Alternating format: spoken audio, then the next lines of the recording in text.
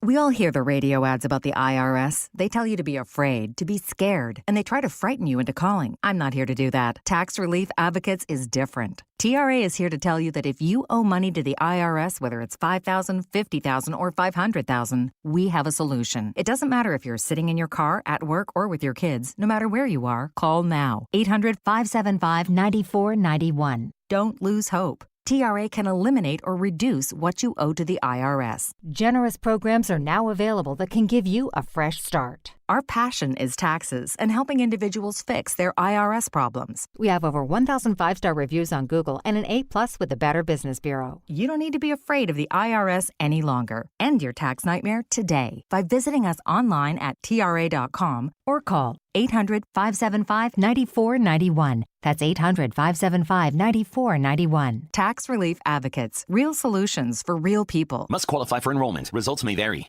Time is running out before Christmas during Hannon Jewelers Retirement Liquidation Sale. This is the owner's last Christmas after 43 years of serving the Baton Rouge community. Don't miss out on the liquidation of a multi-million-dollar collection of fine diamonds, rare gemstones, and handcrafted custom pieces at up to 50 to 70% off. This is a rare opportunity to acquire something truly special and incredible discounts just in time for the holiday season. Hannon Jewelers Retirement Liquidation Sale, 8430 Bluebonnet Boulevard. Do you feel like you get hurt at the most inconvenient times? Brock's After Hours Clinic has you covered for a break, sprain, or strain. Open 7 days a week, nights and weekends. Walk-ins welcome. Learn more, brortho.com. Insurance companies have teams of professionals to fight your claim. If you want to know what your case is really worth, I'm Spencer Callahan. I'd like to help. Spencer Callahan is the one to see. Call 387-2323. LA filing number 16-7970. WNXX Jackson, KNXX Donaldsonville, and WDGL HD2 Baton Rouge. This hour brought to you by Spencer Callahan Injury Lawyers. LA 21-12681. Offices in Baton Rouge.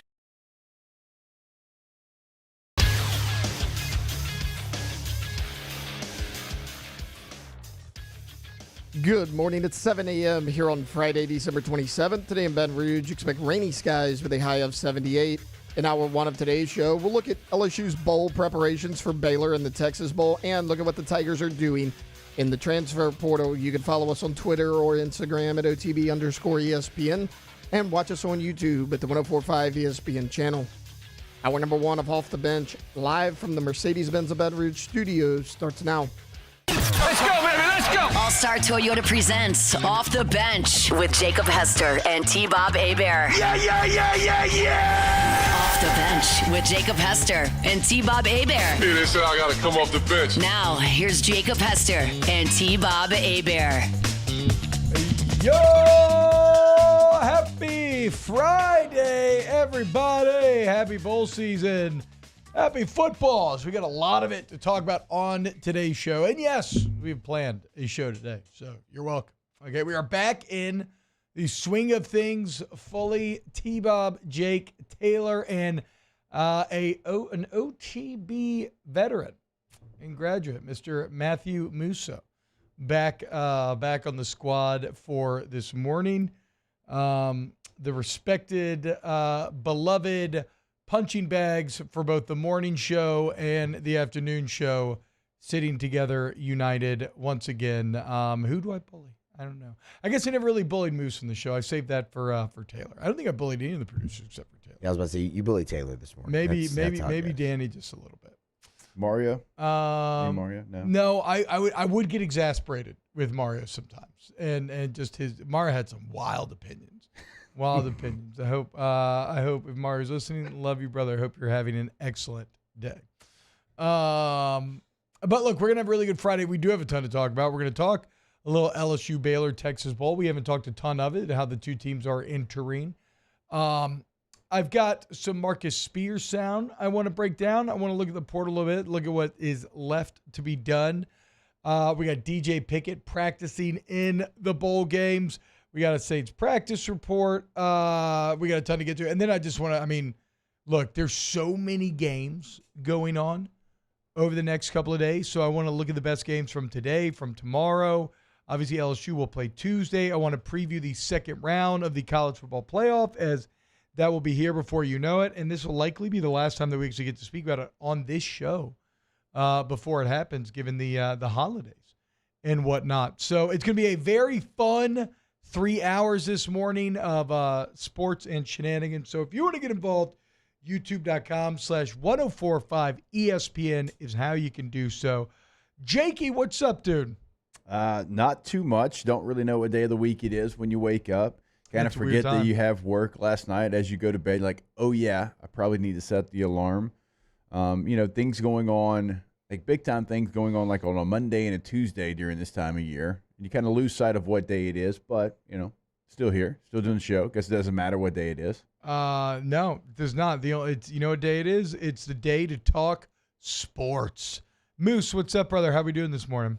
We're doing well, all things considered. This kicks off a 3 straight work days of waking up before the sun, which I'm not normally used to. No. You never fully adapted to the morning schedule, never will. Did you? I never will. I just kind of, go with the flow and Why don't you just drink Bayou Cherry Blast NOS Monster Energy drink like Taylor does? I don't know.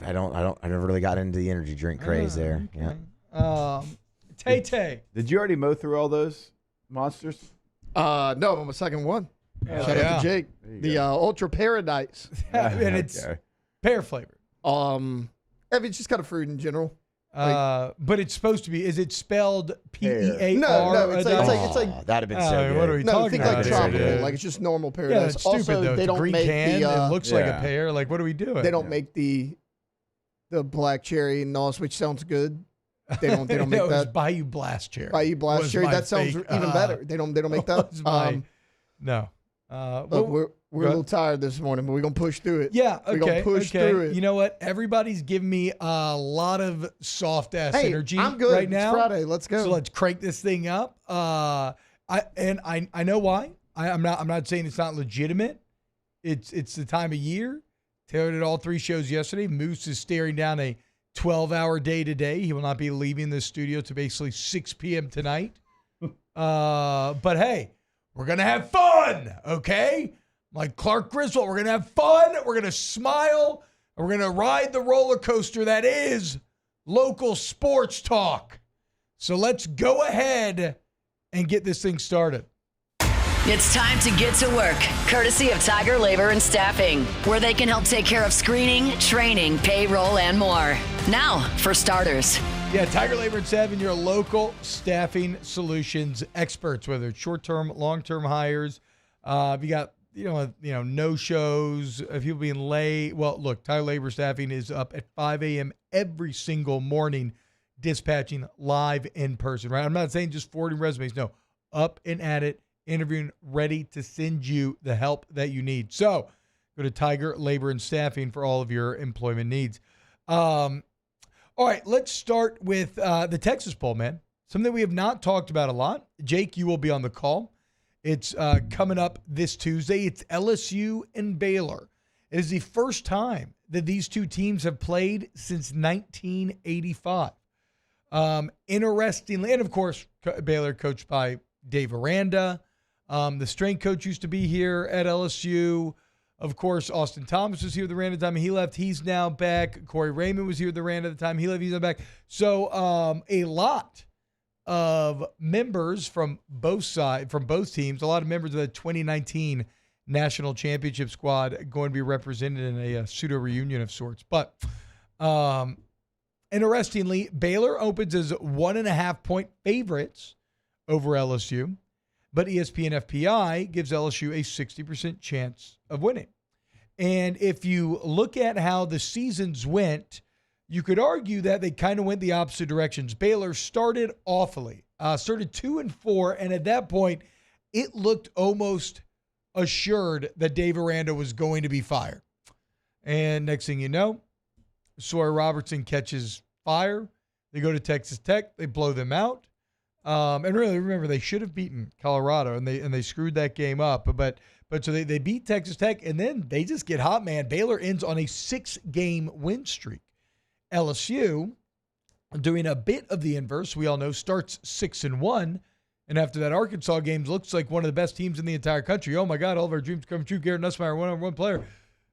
Yeah, through the first half of A&M, it was all still there, and then it crumbled. So you start 6-1, you finish 2-3 down the stretch. Now, it is a bit like, I do think that LSU has a bit more momentum than people are maybe giving them credit for nationally, because coming out of that 3-game losing streak and really handling Vanderbilt and then dominating Oklahoma right after the Alabama game too, like 2 more impressive wins than people want to give credit for, given the context of where LSU was out.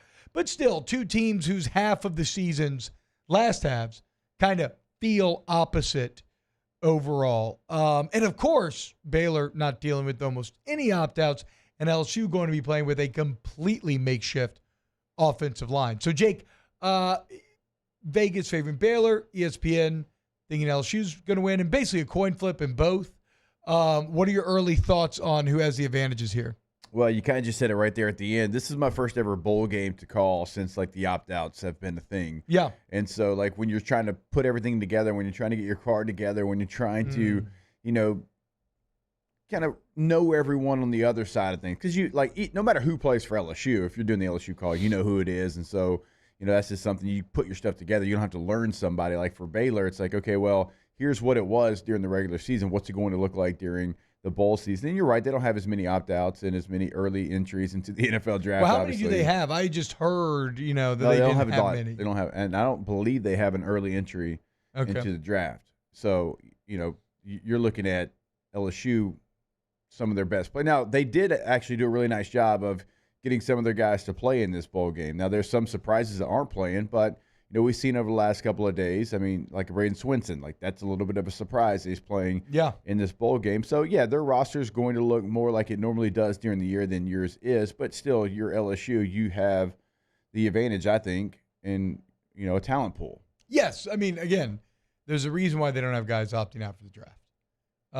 You know, it's nice to keep some consistency going in the bowl game. But at the same time, if you don't, well, then, yeah, it's because you don't have Will Campbell and Emory Jones on the team to begin with. So it's not an awful sign, I guess, in kind of a meta overall program health sense when you do. I will say this. If you look at all of bowl season, Sawyer Robertson versus Garrett Nussmeier may be the most underrated quarterback matchup of the entire thing. It's not a matchup that's going to garner a ton of headlines, but Sawyer Robertson was excellent this year. Both Qs threw for 26 touchdowns on the year. Sawyer Robertson, that was good for 3rd in the Big 12. Garrett's 26 was good for 2nd in the SEC. Robertson, though, played a bit more mistake-free as he finishes 3rd in the Big 12 in passer rating. So something to watch out for. 2 excellent quarterbacks going toe-to-toe.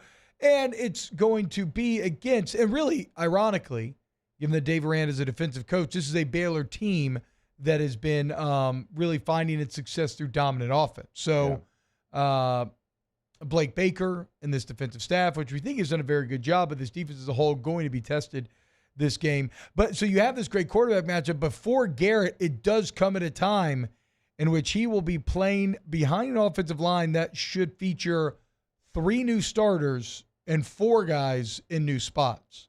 As I believe it's going to be Tyree Adams, left tackle, Paul Mabinga, left guard, DJ Chester, center, Bo Bordelon at right guard, and Miles Frazier at right tackle. Jake, do you have any worry about Dave Aranda scheming on a brand new group like that? Yeah, well, I mean, you certainly would if it was the next week in the regular season.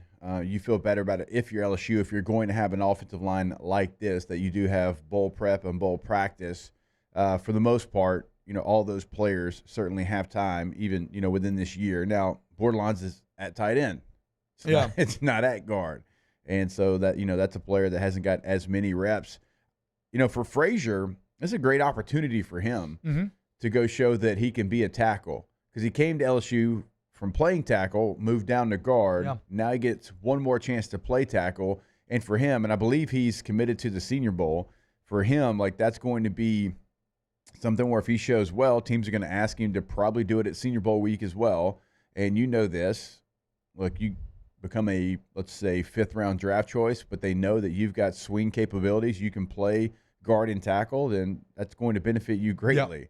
Certainly the tackle portion of that. So it's a big week for him, and I would expect him to be fully locked in. I guess, you know, having Bordelon play right guards, the one guy that's kind of playing a brand new position. Even though, look, I know he's an offensive lineman. I know the tight end's kind of the extra stuff, but that's just what he's played mostly this year. Yeah, I mean, Mabinga, is someone who we saw really struggle, but of course, because he was thrust in against an A&M front seven as a true freshman or redshirt freshman?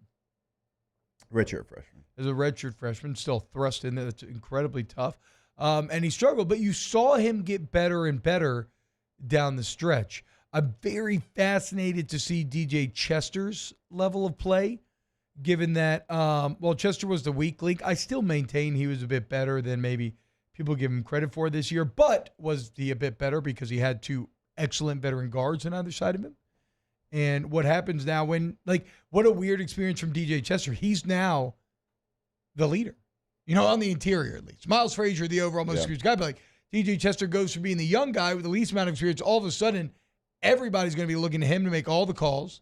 And these young guys are going to be relying on him to kind of lead the way and tell them what's going on out there. So a full year of maturation from Chester going to be put to the test. Also a great chance for him to maybe give us some insight as to whether he'll be playing center or guard next season, given the Virginia Tech. Is it Braylon Moore? I'm still trying to remember, Christmas fog. Given the Virginia Tech transfer center, Braylon Moore coming over. So a lot of exciting stuff to look for on Tuesday. I just hope that this O-line can get it done, because there is a world out there where they really struggle and this becomes a hard watch. But who knows? Maybe the LSU defense can step up and stop that good Baylor offense and keep you in it if that does come to pass. Yeah, you're also going to be kind of starting over at tight end, as we talked about. It's true. Mason Taylor going to the draft, not playing in this game. Pimpton's now at TCU. Trades Green, who kind of moved to receiver during the year, is probably going to have to move back to tight end. Giovanni Peterson, a former walk-on, was somebody that, a couple of the clips that we saw was out there with the ones. I mean, he's a big body, 6'4", 250, but he's been a special teams guy to this point. So, up front, certainly when you're looking at, pass protection and rushing attack, you're going to have to kind of learn each other on the fly. That's going to be one of the stories of the game. Because on the other side of it, the Baylor Bears, that's probably what they're going to try to attack you with. They're the only team in the country that has a 1,000-yard rusher and a 600-yard rusher. Oh. Bryson Washington, freshman, 1,000-yard rusher, freshman All-American. How about this name? Dawson Pendergrass. He ran for 6.08. So, I mean, you got Washington at 5.9 per carry, Pendergrass at 6.1 per carry. That's who they are. They want to run the football. They're going to do it out of 11 personnel. They're going to do it in a spread way, but they want to run the football. And, yes, Dawson Pendergrass looks exactly like a Dawson Pendergrass should. Well, look, this D-line, Paez is the D-line, Shand, all playing. Yeah, Shand's playing. I know they announced obviously Ahmad Bro. Savion Jones is playing. Braden Swenson's playing. So that does make you feel better about the matchup, because big that's game a for unit. The linebackers here. It's a big game for Whit Weeks, and Wes Weeks can play in this one again because the bowl game doesn't count towards your red shirt. I wonder if we see the continued emergence of Devon Keys. I know they like him a lot in coverage roles, so maybe this isn't the greatest matchup. I bet Devon plays star in this game. Oh yes, because his Burns out, right? Or no, I can't remember. I don't know if that. I don't know. I mean, that's certainly a word on the street. There's rumors that he may be. Let me see. Let's see if that's. Maybe I'm conflating things. So it's so, especially again with the Christmas fog, it's very hard to remember what's real and what's not. But Keys in a star role, very intriguing. I think he could really do well there if mentally he can, because we've seen him in coverage. I wish he would have caught that pick against Florida, but he was right there. It was great job of being where he needed to be. Now we just finished the play. So look, I'm actually pretty fascinated for this game. In terms of making a pick, I don't know if I'm quite ready to do so yet. If I'm being realistic with myself, because it is such a coin flip, my bias will probably just push me to LSU in a close one, like if we're being honest. But I guess maybe that's the overall takeaway. I'm not going into this game like last year. Well, you had to beat Wisconsin. Honestly, I thought you'd beat them better, but you were facing a team that didn't have that was dead in the water. That is not the case this year. You are facing a team that is confident, that finished the season on a very high note, that would love nothing more than to push it to a 7-game win streak with a bowl win over LSU. That would be huge for the Baylor Bears. Whereas for LSU, you do have a bit of a question of motivation in some ways, although Brian Kelly says morale strong and all that. So I guess my overall takeaway is don't go into this game cocky, like as a fan. You're not just going to roll over this Baylor team. This is going to be a battle. There's going to be low moments. Can Garrett Nussmeier, who just saw a massive pay raise, can he overcome a bad situation? Like everybody is looking to him as the leader, new faces all around. Can he find a way to be successful? It's going to be fascinating to see, as well as watching these younger linemen giving you some insight into next season. All right, when we get back, I want to talk about the potential reemergence of DBU and maybe what's even more important to LSU than DBU coming back. Keep it locked right here on Off the Bench. Off the Bench. At Bayou Automotive, we believe in a sales process that puts you first. We want you to experience an easy purchase with clear pricing and great service. Let Bayou Ford and Bayou Chrysler Dodge Jeep Ram be your trusted partners in finding your perfect vehicle. The crew at Bayou Automotive is going to do right by you. Looking for the ultimate game day experience? Come to the Queen Casino in Baton Rouge. Savor game day platters and snacks, plus drink specials at 1717 Kitchen and Cocktail. So come out for game day and let our team make you the MVP. The Queen Casino, where every moment is a win. Gulf Coast Office Products is a nationally recognized Savin office equipment dealer based right here in Louisiana. Over 100 employees strong, Gulf Coast has the boots on the ground to support all vertical markets, from education, engineering, legal, and finance. With the latest in office technology, from desktop to production segment units, Gulf Coast and Savin have the perfect fit for you. Call 225-756-2644. That's 756-2644 for Gulf Coast Office Products. I've been doing business with Luba for 25 years. They're dependable, trustworthy. It's just the attention to detail with our clients. Our folks have years and years of experience. They're highly trained professionals, but many companies have that asset. What I'd like to think makes Luba a bit different is that we use those talents in a way that truly is dedicated to serving the needs of the folks who depend on us.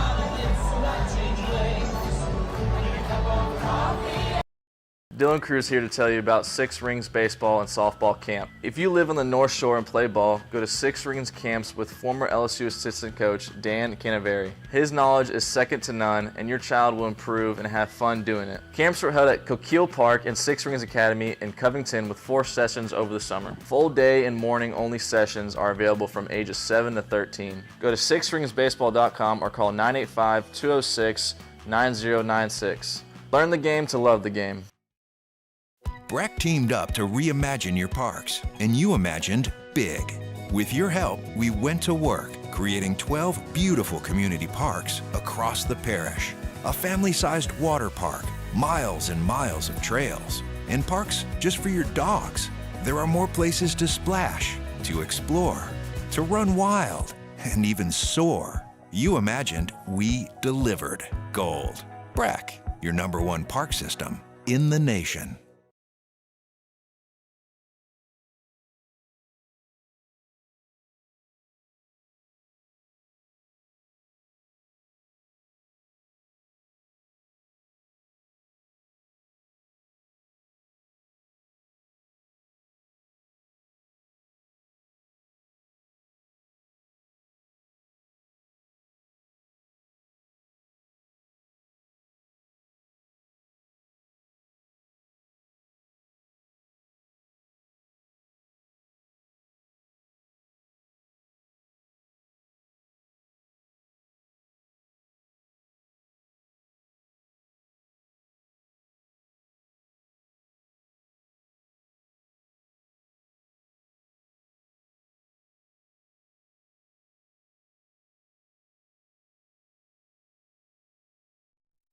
Welcome back to the best morning sports show around. Sorta. It's Off the Bench with Hester and T-Bob.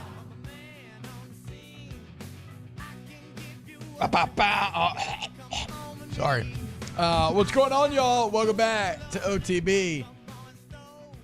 Hope everybody's having a wonderful day today. I'm just hopping to the chat for the first time today. Thank you all for hanging out. Go ahead and hit that like button, guys.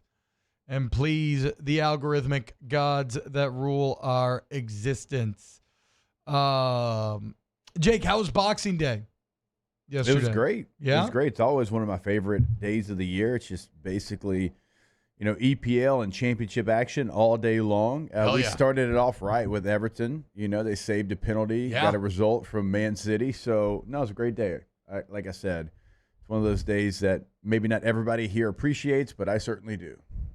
Do you agree with this? Scott Dice says, if Nuss gets happy feet, we are in trouble. It is one of the things I'm fascinated to see because at times, even behind this very good O-line, his footwork would get him into trouble at times. I'm again, how will he handle it? How will the guys handle it up front, and then how will he handle it?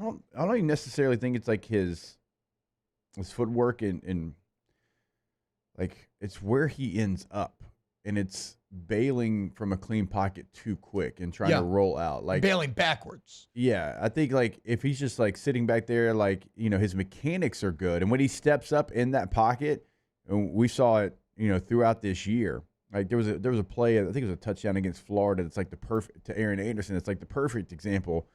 But when he gets in trouble, I think it's when he tries to bail outside of the pocket, which as a tackle and as an offensive lineman, like like that's not where I'm blocking. It's forgivable if there's interior pressure because then you don't really have a choice, and that's why interior pressure is so important to setting up edge guys for sacks. But yeah, too often this year you could have stepped up and he would try to roll out. Now interior pressure could be in play this game with a brand new interior, so we will see. But that's definitely one of the main things that I'm watching. What I would say is you're going to see, in my opinion, much more of what we saw in the last game against Oklahoma with some now routes, with some smoke screens, with bubble screen. Like we saw a lot at the line of scrimmage with some of LSU's very talented receivers. You get Aaron Anderson 101. You get Xavier Thomas 101. Like that's what you do. And then you lull him to sleep, and then you hit Chris Hilton over the top, right? Yeah. In the Oklahoma game, they hit Pimpton on the play. Faking the little bubble screen. He goes down the sideline, and it's a big play. You got to do some of those things because that slows any rush down. So if your offensive line is struggling, and, they love the play where they motion the back out and they'll throw an out at the back as well. Like those are things that you do to slow down if you're losing up front. And so those are some of the guys that you will see play come Saturday. One guy you will not see, but he is getting reps. And Taylor, it's not a good video, but if you want to show the video just as a proof of life, is DJ Pickett. As DJ Pickett is already on campus, and he is practicing with the team. Now, he cannot play in the bowl game, but he is getting his first ever reps in an LSU uniform. And I don't really want to. Oh, actually, I do want to have this conversation, Jake, because this does dovetail with something that we talked about recently. So Pickett in high school this year also had over 1,000 yards receiving and 15 touchdowns. Yeah. Travis Hunter just won the Heisman. Obviously, DJ Pickett is mainly here to revitalize DBU. And I haven't heard this talked about anywhere. Is there a world, though, where they give him some offensive opportunity, do you think? Or is that room just too crowded? I mean, I don't think you need it. I just wonder if, like we said, right, because the question is with Travis Hunter, is it truly as singular as it appears to be? I think it is, but maybe this is like when the guy runs the first ever sub 5-minute mile, right? And then over the next year or two, like 10, 15, however many other people do it, right? Bannister? Yes, I believe so. And also, before the internet comes to me, I know that story's kind of like flawed, and there's just you get the point. Okay, it's just a metaphor, analogy, whatever. It's a comparison for the story. Like, does Travis Hunter lead to more guys trying to go both ways? And would DJ Pickett be a potential candidate there? I do think we'll see more of it because there is, I don't want to say plenty. I feel disrespectful to what Travis Hunter did, but I do think there's players that if they were asked to do it, could have done it at a very high level. I think Patrick Peterson could have done it at a very high level. I think Tyrann Mathieu could have done it at a very high level. Like, hey, get that guy the ball in space. We saw what he was as a punt returner. So I do think there's players that could have done. I think right now, like, let's just take the CFP. I bet there's 5 players that could play both ways because they've done it growing up. They did it in high school, whatever. Now, to the Travis Hunter level, maybe not. But, no, I do think it will become something that is a little bit in vogue. I think you'll see people try. You're going to have high school players that just saw Travis Hunter win the Heisman Trophy. And high school players have a lot of leverage now. Yeah. I mean, I'm not coming. Pickett's kind of the prime example. I'm not coming to LSU unless you let me play both ways. Yeah. I'm not coming to Georgia unless you let me play both ways. So, again, I am saying this. I have not heard this anywhere. So this could be completely not even in the cards. Just some interesting food for thought because DJ Pickett did a lot in high school. Offensively, defensively, even played some safety. Now, the thing is, you got a really good receiver room, it looks like, again next year with the additions of Barry and Brown and Nick Anderson and everybody else that you have returning. So maybe it's one of those deals. Like, the reason why Travis Hunter works is because he is simultaneously both the best receiver and the best corner on the entire team. I don't think Pickett could be that, but just some food for thought going forward. Now, the more interesting thing about Pickett is it feels like DBU is on its way back. Between him, Andy, the transfers you're bringing in, the young guys returning in Woodland and Stamps, Corey Raymond looks like he's getting that done. Coming up next here on Off the Bench, so I want to talk about another position group that may be even more important to LSU recapturing the now lost glories of the Golden Age. Keep it locked right here on Off the Bench. Off the Bench. Go to All-Star Toyota of Baton Rouge.com. All-Star Toyota of Baton Rouge.com. You go to All-Star today and look, Toyotathon's going on. So if you want a great deal before the new year, take advantage over the next few days. 24s, 25s, Corollas, Tundras, Tacomas, Siennas, Sequoias, RAV4s, Highlanders, all of it. There at All-Star. And we got Toyota certified used vehicles, and we got vehicles for you to rent if you just need some for a few days. Cheaper per day rental prices than traditional rental companies. All of your vehicular answers, all under one roof, conveniently located at Airline and Goodwood. Go to All-Star Toyota, BatonRouge.com today. Yeah, and when you go there, remember, you can buy new, certainly. Everything's available. You can lease where everything's available, and yes, you can rent where everything is available. So if you've got a trip coming up for New Year's, go ahead, call Miss Lisa Sessions today in the rental department and get your vehicle reserved. Again, everything available over at All-Star Toyota of BatonRouge.com. At Bayou Automotive, we believe in a sales process that puts you first. We want you to experience an easy purchase with clear pricing and great service. Let Bayou Ford and Bayou Chrysler Dodge Jeep Ram be your trusted partners in finding your perfect vehicle. The crew at Bayou Automotive is going to do right by you. Breck teamed up to reimagine your parks, and you imagined big. With your help, we went to work, creating 12 beautiful community parks across the parish. A family-sized water park, miles and miles of trails, and parks just for your dogs.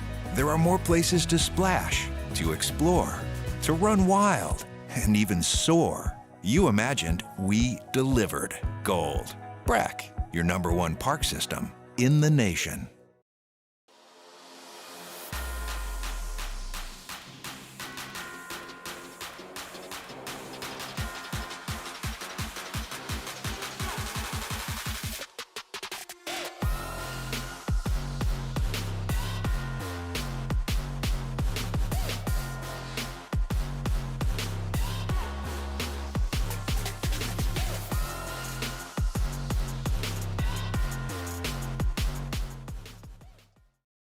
Electricity is all around us, and our families depend on it. Every day is sparked by the power of a cold drink or a warm meal, a movie night, and a comforting light at the end of a dark hallway. From sunrise to sunset, playtime to bedtime, our team is ready to take care of your electrical needs, even in the case of an after-hours emergency. The light in your life shines brighter with Mr. Electric. Hey, it's Matt Moscona. For years, you've heard me tell you about Insurance Network of Louisiana, helping you find better coverage for less money. But it's not just for your home and auto. They also offer commercial property. So retail stores, professional offices like doctors, dentists, attorneys, clothing boutiques. Insurance Network of Louisiana can find you better coverage for less money. They service the entire state of Louisiana, and they're local. So call today at 293-0450 or lainsurance.net. Jerry and Benny Payne began Central Plumbing Company out of their driveway in Tanglewood subdivision. 50 years later and 4 generations down the road, we continue to serve Baton Rouge and the surrounding areas for all of their plumbing needs. Residential, commercial, industrial, or hospitality, Central Plumbing is here 24/7, 365. We want to thank our customers, family, and friends for 50 years of success. And looking forward to 50 more. Gulf Coast Bank and Trust is giving our customers the power to bank anywhere, anytime during this challenging event. And we're right there with you. Our mobile banking app.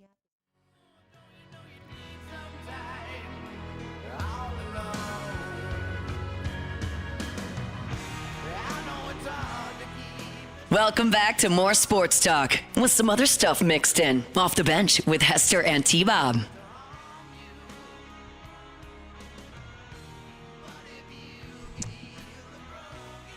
What's going on, y'all? Welcome back to OTB. Hope everybody's having a wunderbar morning this morning. So we were just talking about DBU basically being back for LSU, but there's a you got this Marcus Spears video ready to go? Marcus Spears. What Marcus Spears video? You didn't tell me about a new Marcus Spears video. What is this coming? Oh, Taylor, I know. Jesus. I did have it. Anyways, he didn't tell me to get it ready, but I do have it. Okay, good for once. You know, do your job. Are you serious? I can't. I can't. He did say it. So I think Marcus Spears one? No, but I haven't. I can't. I mean, I just can't with this guy, dude. You know? What? You know, you can lead a horse to water.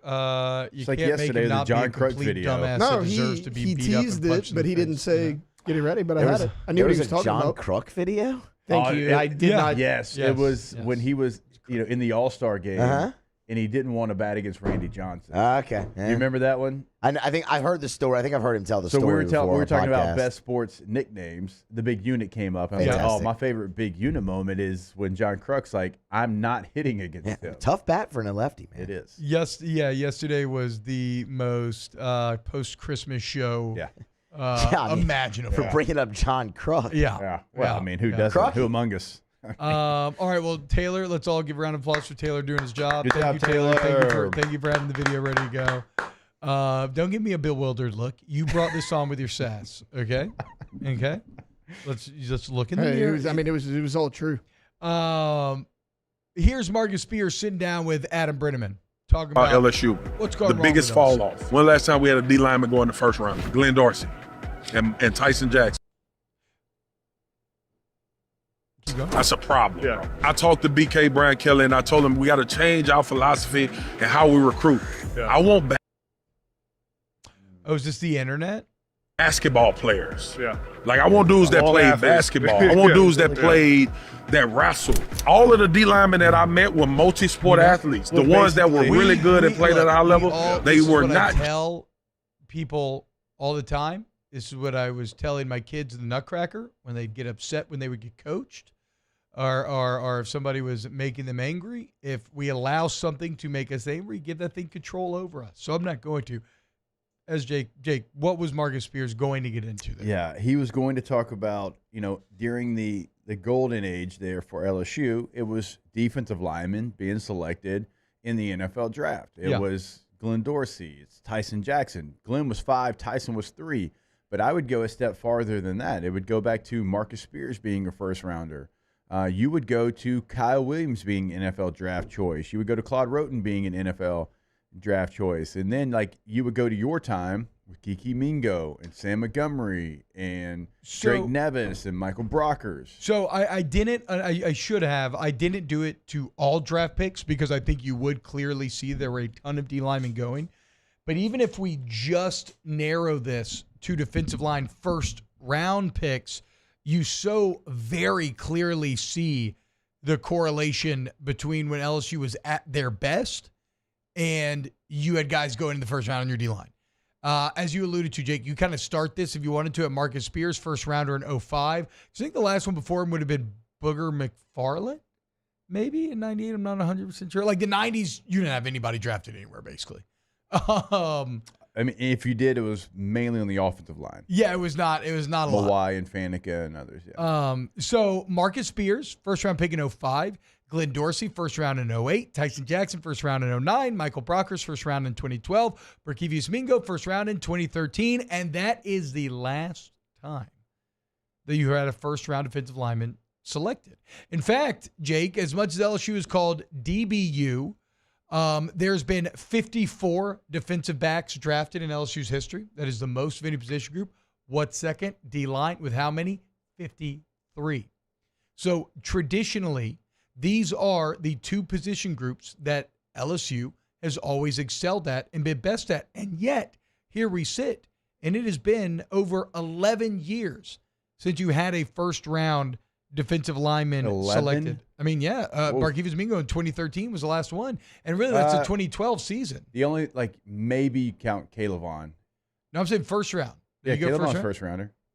They must have said him. They must have put him as the outside linebacker. Yeah.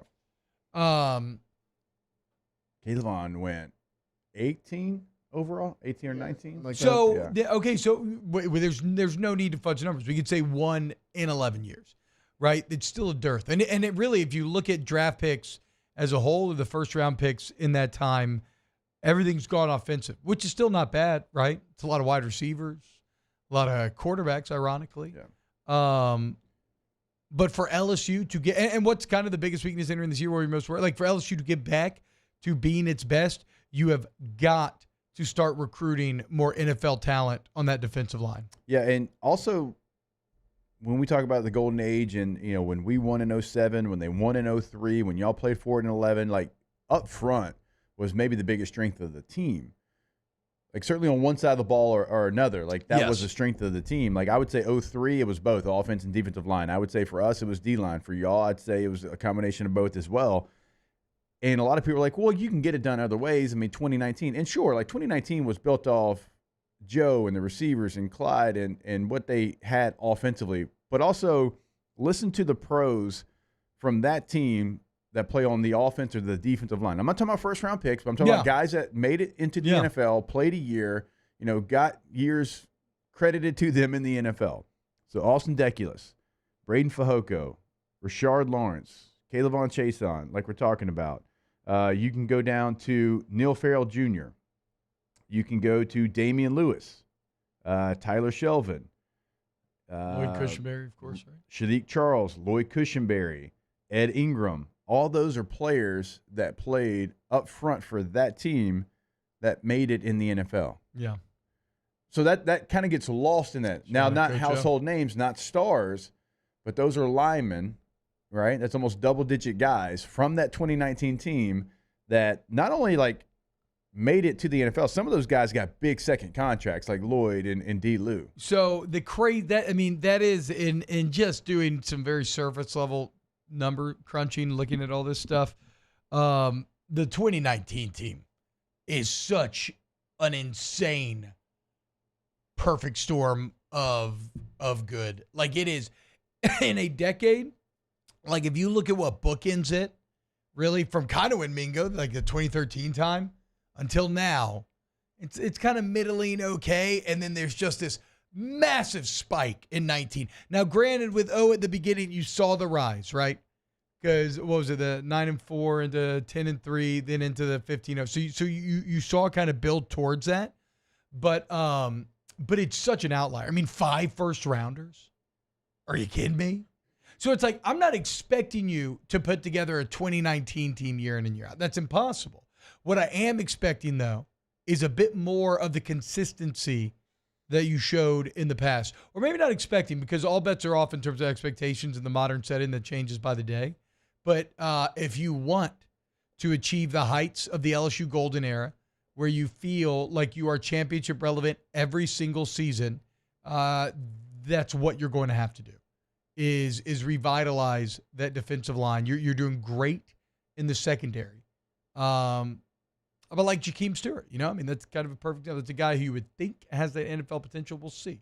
I'm still excited for McKinley and Ahmad Bro and the young guys, and the group overall and how they played. But yeah, certainly getting back to being a dominant defensive line, fearsome pass rush. Like, that's the only way that LSU will ever fulfill its max potential again. I'm with you on that. And, you know, you have pieces of some of what we're talking about this year, but you still need more. Yeah. Like, you had the offensive line portion of it. I think you get 2 tackles that are going to be drafted. And maybe if Dellinger doesn't get hurt, maybe he's a draftable guy. I think he's going to Mobile for the Senior Bowl, so he'll have an opportunity. I think Miles Frazier probably gets drafted. And then on the defensive side, you took players that the year before didn't do a whole lot. They just didn't. Yeah. But I think that falls on coaching because you had a new coaching staff come in, and now, like, they're playing in all-star games. Like, Jones and Swinson are playing in the East-West Shrine game. Mm-hmm. Like, they had really good years. At defensive tackle, that was the position we were probably most worried about. Mm-hmm. And I'm not saying they were the best in the SEC by any means, but they held their own. Like, Gio Payas played really well at times. Like, that's somebody that came in here from Wisconsin with not a lot of fanfare. You had some young players step up, and so you're trying to get back there. You're trying to get back to that point that we're talking about, because if you want to go play for championships, that's where it has to start, because no air raid team has ever won a national championship. No. Right? No team that plays that kind of style. It is so hard to win one, and it's almost impossible if you don't have dudes up front. Again, that's why we bring up 2019 and who they had up front, because they had the stars at quarterback, receiver, running back, tight end. But you're talking about probably 8 to 9 guys up front that end up playing in the NFL. All right, when we get back, let's wrap up hour 1 of OTB. Off the bench.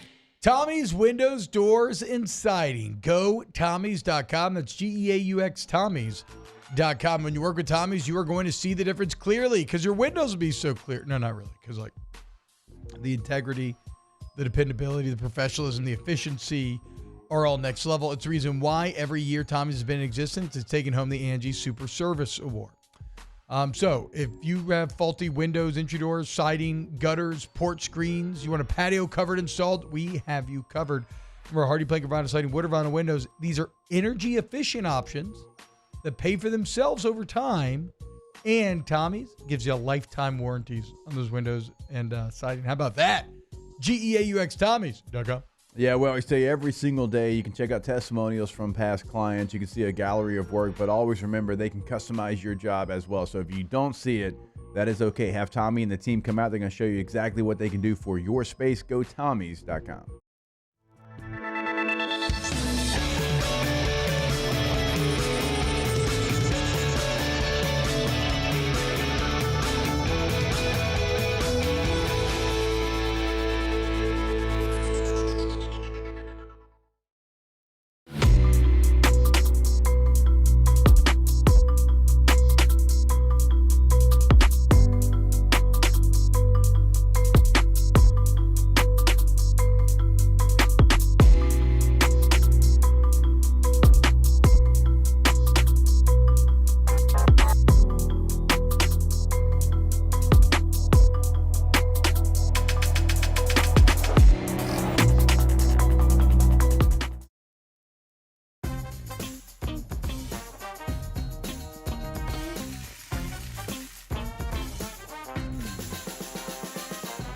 The best kept secret in town is out. Discover Tallulah at the Renaissance Hotel on Bluebonnet.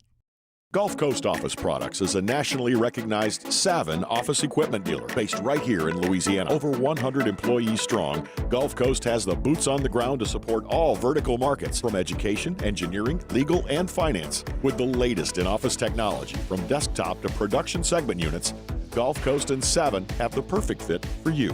Call 225-756-2644. That's 756-2644 for Gulf Coast Office Products. I've been doing business with Luba for 25 years. They're dependable, trustworthy. It's just the attention to detail with our clients. Our folks have years and years of experience. They're highly trained professionals, but many companies have that asset. What I'd like to think makes Luba a bit different is that we use those talents in a way that truly is dedicated to serving the needs of the folks who depend on us.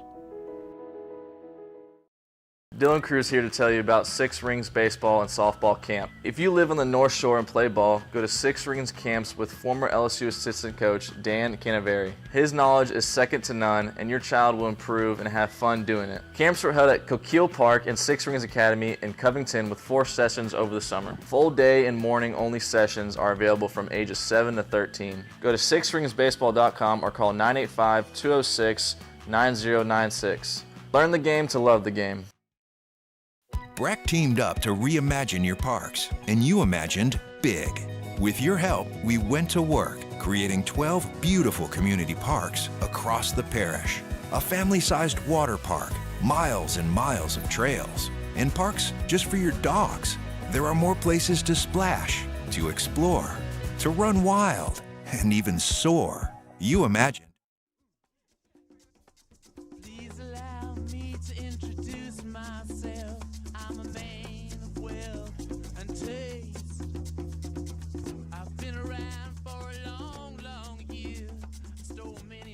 Back to sports talk. Maybe. Off the bench. What's happening, y'all? Welcome back to OTB. Let's get a couple of comments here. JV Senior saying, we thought our O-line this season would walk us into the playoffs. I don't think the trenches are as important as what they used to be. I think you're taking away the wrong conclusion from the evidence. I think LSU's O-line wasn't quite as dominant as we thought they were going to be, especially, obviously, running the ball. They remain elite pass blockers, but running the ball certainly. Because if you look at the playoff, what does damn near every team, and especially the strongest teams, have in common? They have the best offensive and defensive lines in the country. Pretty much. If you look at this playoff, it is not built on quarterback play. No. It is built on running backs, offense, and defensive line. Yeah. And really front seven on defense. Yeah. So again, don't be wary of drawing such a conclusion as the one that was stated there. So in terms of the portal, Tafiq Boyd Byard, I made that up. Tafiq Byard. It looks like he is going to Colorado. That is a safety. Now, I don't care about the name. What I do care about is you've done an incredible job in the portal. You still need a safety, and you still need a tackle. Maybe one of those guys is in the playoff. Maybe you're doing some good old-fashioned tampering. I hope that you are, right? All these very good teams left in the playoff, I'm sure, have very deep depth charts in which somebody's not happy they're not playing. Now, those aren't the ideal guys to get necessarily because, like we've talked about, I think you would prefer proven, productive guys over potential talent guys. But those are two positions, Jake, where you need bodies, even as much as you need a proven guy. Probably safety, maybe a bit more than tackle if you're talking about just bodies. But I think you still must have both. And it's going to be interesting to watch over this final few weeks here in this first window, and then who comes out in that second window in which things get very expensive, who you will seek to pursue. Tate, you've amassed some names. Is there anybody in particular that you like here?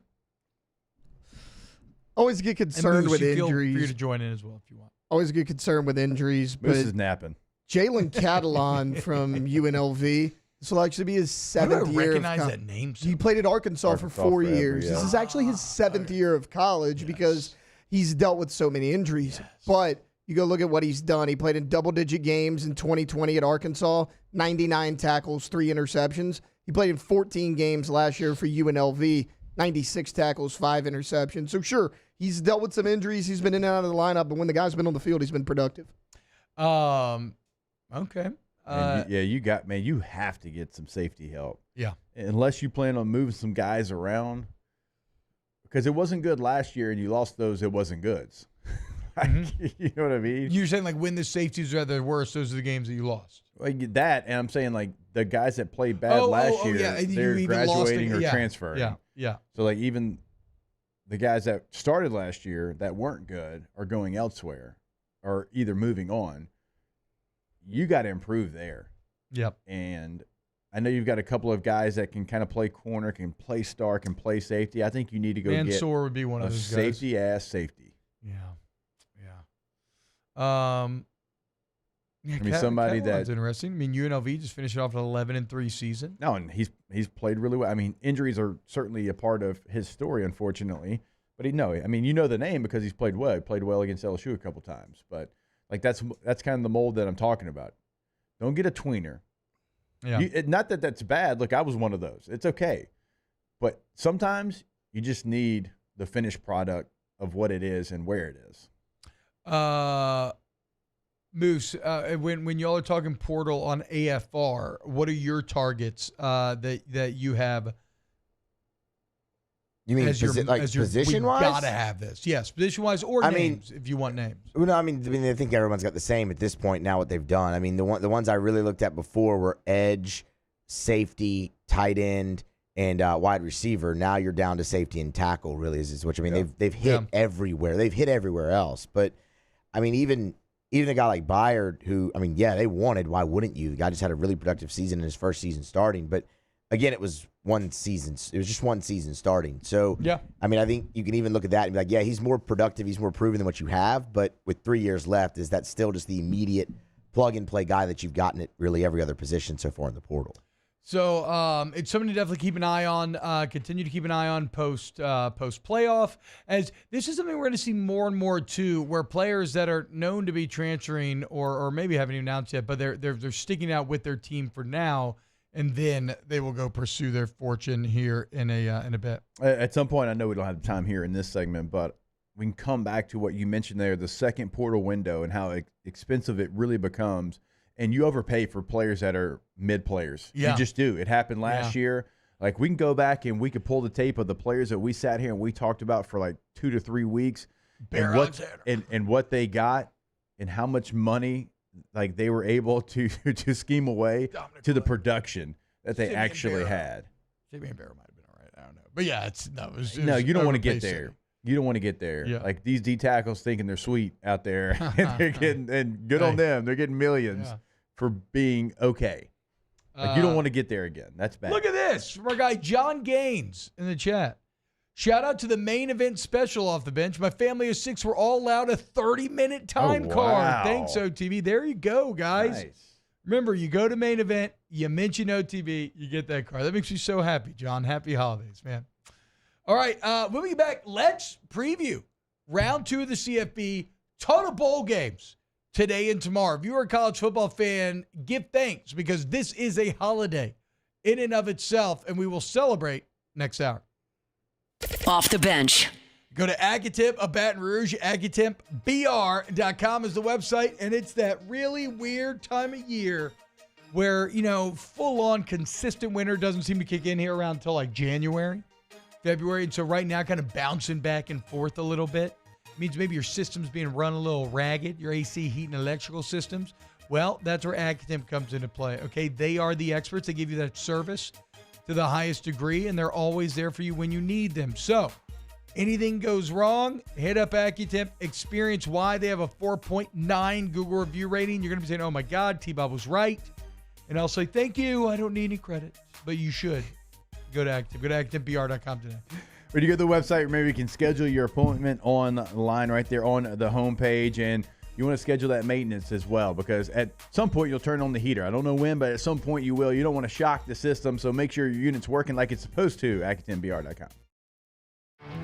There it is, the extra mile on the border of expected and extraordinary for those willing to go further, like vans customized for work or play, with safety and tech to keep you connected. Supported by a 5-star sales, service, and finance team. And backed by the 1-star you know. So go the extra mile. It's never crowded because so few have what it takes to go there. Mercedes-Benz Vans. The Windsor Senior Living Community in Mandeville, Louisiana is a beautiful, vibrant apartment community geared towards seniors. They are nestled right in the heart of Mandeville, where seniors live a more carefree lifestyle in spacious apartments with the peace of mind that comes from having a little extra help. Call the Windsor at 985-624-8040 to schedule a lunch and tour. Come see how the Windsor can be your passport to peace of mind. Jerry and Benny Payne began Central Plumbing Company out of their driveway in Tanglewood subdivision. 50 years later and 4 generations down the road, we continue to serve Baton Rouge and the surrounding areas for all of their plumbing needs. Residential, commercial, industrial, or hospitality, Central Plumbing is here 24/7, 365. We want to thank our customers, family, and friends for 50 years of success. And looking forward to 50 more. Gulf Coast Office Products is a nationally recognized Savin office equipment dealer based right here in Louisiana. Over 100 employees strong, Gulf Coast has the boots on the ground to support all vertical markets, from education, engineering, legal, and finance. With the latest in office technology, from desktop to production segment units, Gulf Coast and Savin have the perfect fit for you. Call 225-756-2644. That's 756-2644 for Gulf Coast Office Products. I've been doing business with Luba for 25 years. They're dependable, trustworthy. It's just the attention to detail with our clients. Our folks have years and years of experience. They're highly trained professionals, but many companies have that asset. What I'd like to think makes Luba a bit different is that we use those talents in a way that truly is dedicated to serving the needs of the folks who depend on us. Dylan Cruz here to tell you about Six Rings Baseball and Softball Camp. If you live on the North Shore and play ball, go to Six Rings Camps with former LSU assistant coach Dan Canaveri. His knowledge is second to none, and your child will improve and have fun doing it. Camps were held at Coquille Park and Six Rings Academy in Covington with 4 sessions over the summer. Full day and morning only sessions are available from ages 7 to 13. Go to sixringsbaseball.com or call 985-206-9096. Learn the game to love the game.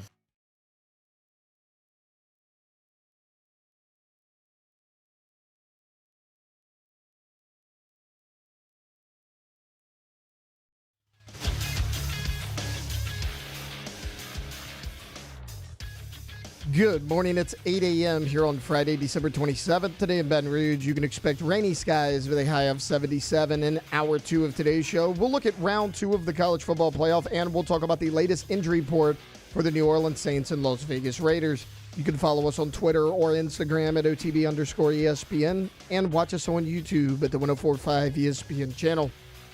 Hour number 2 of Off the Bench, live from the Mercedes-Benz of Baton Rouge studios, starts now. Let's go, baby, let's go! All-Star Toyota presents Off the Bench with Jacob Hester and T-Bob Hebert. Yeah, yeah, yeah, yeah, yeah! Off the Bench with Jacob Hester and T-Bob Hebert. Hey, they said I gotta come off the bench. Now, here's Jacob Hester and T-Bob Hebert.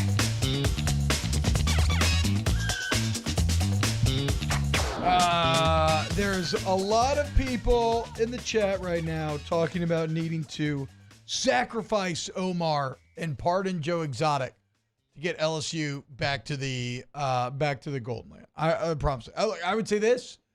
I don't know about pardoning Joe Exotic. I don't think he has a great case. I don't think sexually abusing young boys with the aid of meth is a particularly, like, what's his case? Like, what did Joe Exotic do well for society that he should be pardoned? Y'all give us a lot of entertainment during the pandemic, I suppose. So I don't think that should happen. And I think if you want to sacrifice Omar, I think you're missing Mark. Omar needs to be set free, right? He needs to be healthily rehabilitated, whatever, and whatever process that they have, which I don't know if a domesticated tiger can get set free or if there's like a reintroduction process. But yes, like Omar needs to be free if you want to fully erase the bad juju. The nightmare is when he reaches that age where tigers no longer become or are no longer profitable. And then they, the darkest future is they take him out for parts, which I hope that's, I hope that's not true. I know. Went dark. I know. Well, let's see when Omar's 18 months old or whenever. I can't remember what the exact cutoff is. Let's check back in and make sure. We will fight for Omar. It's not Omar's fault. Yeah, okay, JV's maybe JV's senior right. Sacrifice Joe Exotic. Right? Because really, that would probably be a boon to all of Tiger kind. He's calling himself the Tiger King. Nothing could be further from the truth. yeah, maybe you sacrifice Joe Exotic instead. That's a good idea, JP. All right, so coming up this hour, we're going to talk a lot of playoff, a lot of college football. Just today, guys, you get Oklahoma Navy in the Lockheed Martin Armed Forces Bowl. Can't wait for Blake Horvath. Lockheed Martin to employ their own drones to take out Oklahoma players and help one of their biggest contractors in Navy there. Does that put a lot of pressure on Navy? Like, you can't lose the Armed Forces Bowl if you're in the Armed Forces to a non-Armed Forces team. Well, that's why you get to can't. But they are playing with house money, to say the least, because they beat Army. Yeah. Nothing matters, and they beat the hell up out of a AAC champ. Or excuse me. Well, AAC champion Army. So yeah, that is true. The Navy season has already been made, but fully healthy Blake Horvath and Oklahoma without Jackson Arnold. This could get bad for Oklahoma, man. This could be a bad end to a bad year. So you got that today. My guy Aaron Murray will be on the Birmingham Bowl call. How about this? A little Georgia Tech versus Vanderbilt. That's one of the best ones. What a great and appropriately matched game here. Two very ball-controlling teams. Haynes King, Diego Pavia, two of the fan favorites from this season. Unfortunately, no Eric Singleton Jr. in this game, as he is now going to Auburn. But like we said all year, Georgia Tech has like 5 of those little tiny little fast guys. This is also, guys, one of the proxy wars that SEC fans will use to evaluate whether they're right or not. You know me, I hate the SEC. I don't think the conference is that much better as people want to make it out to be. But there's a few games which will either potentially prove me wrong or prove me correct. And I think this would be one of the main ones because these two teams feel kind of equal to one another in terms of the space that they occupied in their respective conferences this year. Yeah, they both had massive wins. Vanderbilt beat Alabama. Georgia Tech beat Miami. Well, should have beat Georgia too, dude. You know, should have beaten. I mean, there's a lot of games actually that kind of both these teams. Vanderbilt had Texas. Oh yeah, Vanderbilt had Texas. I mean, there was a moment in that game, true. that maybe they'd get that victory in Nashville. So no, this is a great bowl game. This is two teams that are going to fight like hell. These are two teams that have a lot of the same pieces that they had in the regular season. Sure, they had some guys leaving the portal and go elsewhere, but I mean, Diego Pavia gets another year. He's going to be fired up to play in this game. Get another year too. Haynes King still had another year. Yeah, but he's okay. So he's back as well. Yeah, he'll be back. This is the all grit quarterback bowl here. So you want a funny? Yes, yeah. These two quarterbacks put their bodies on the line this season. Like by the end of the year, both of them were demolished. Haynes King, if this was NCAA in that Georgia game, his graphic would have been just straight red. The wear and tear, it just would have been deep, deep red, head to toe. But both have now had a few weeks to get healthy. And I think that's going to be critical. You want to hear a little funny behind-the-scenes production story? So you know how the people on the call, you meet with the coaches? Mm-hmm. Well, Brent Key, Georgia Tech's head coach, of course, Georgia Tech graduate, who has stated he's been very upfront, like he hates Georgia. He actually said he hates Georgia more than anything else in his life. Which bums me out because I don't know when the next time Tech will have them like they had them this year. But God, that game will potentially haunt him for the rest of his life. I know. Look, so. I know. I mean, last year wasn't that crazy. It was a one-score game. I know all of that. I'm just. It hadn't been that long since Tech kind of, had that series. It's been a decade. Yeah. Okay. Exactly. Yeah, but when we talk in college football terms, like there's some rivalries out there that have been like forever. I hope so. I hope so for Key because he hates Georgia with a burning passion. He apparently alphaed and intimidated Aaron Murray during the meeting. In the first question, Aaron asked something about like the Georgia game or something, and he was like, "Oh, really, Murray? You're going to bring up the game?" And then he just started staring at him, and he said the whole meeting he was just staring at him, making eye contact to the point where Aaron was breaking eye contact and turning to his sideline reporter and being like, "Hey, Taylor, do you have a question?" So shout out to Brent Key bringing his Georgia hate into the production meetings for the Birmingham Bowl, putting Murray on the defensive. Hey, Taylor, you want to ask a question? Yeah, Aaron said, we were talking about last night, he said he broke eye contact with Key. That's how intense it was. You catch it on You got the AutoZone Liberty Bowl day, Texas Tech, Arkansas. I'm not counting this as a great proxy war because Texas Tech was way better in the Big 12 than Arkansas was in the SEC, and Arkansas lost everybody. Ole Miss has farmed Arkansas. Like Arkansas's entire roster just got farmed out by the rest of college football. Can't wait to see the interaction between Sam Pittman and Lane Kiffin down in Destin here in a couple months. Like really, Lane? Ooh, yeah. Took everybody. Yeah. You think Sam Pittman will be there? I guess so, right? Otherwise, you would have already done something. Oh, yeah. Yeah. Because if you did it now, you'd be screwed. Yeah, that's true. Everybody would have a 30-day window to enter the portal. Yeah, you can't do it. You're right. One game that should be better than it is going to be would be Syracuse-Washington State. But unfortunately, Wazoo losing a lot of their players that led to their great season as well. So, that probably, and their coach. Yeah. So that's probably whatever. But bet Syracuse. How about this in terms of a proxy war? Texas A&M versus USC. Now, maybe we shouldn't count this as pure proxy war because, again, USC seems like they're in a god-awful spot right now compared to A&M from their own defections and whatnot. But still, two big brands battling once again in Las Vegas, USC back against an SEC team at 9:30 p.m. tonight. If A&M loses this game, I mean, shame on them. Yeah. They should absolutely dominate this game. USC's, got half of what they had coming into the year. I mean, a lot of their team has already moved on. For A&M, I mean, they pretty much have the same squad. Yeah. Like, they should be big favorites in this game. I would be shocked if this game is close just because of where these two teams are right now. And, I mean, if you're A&M, 8-5, oof, that looks bad.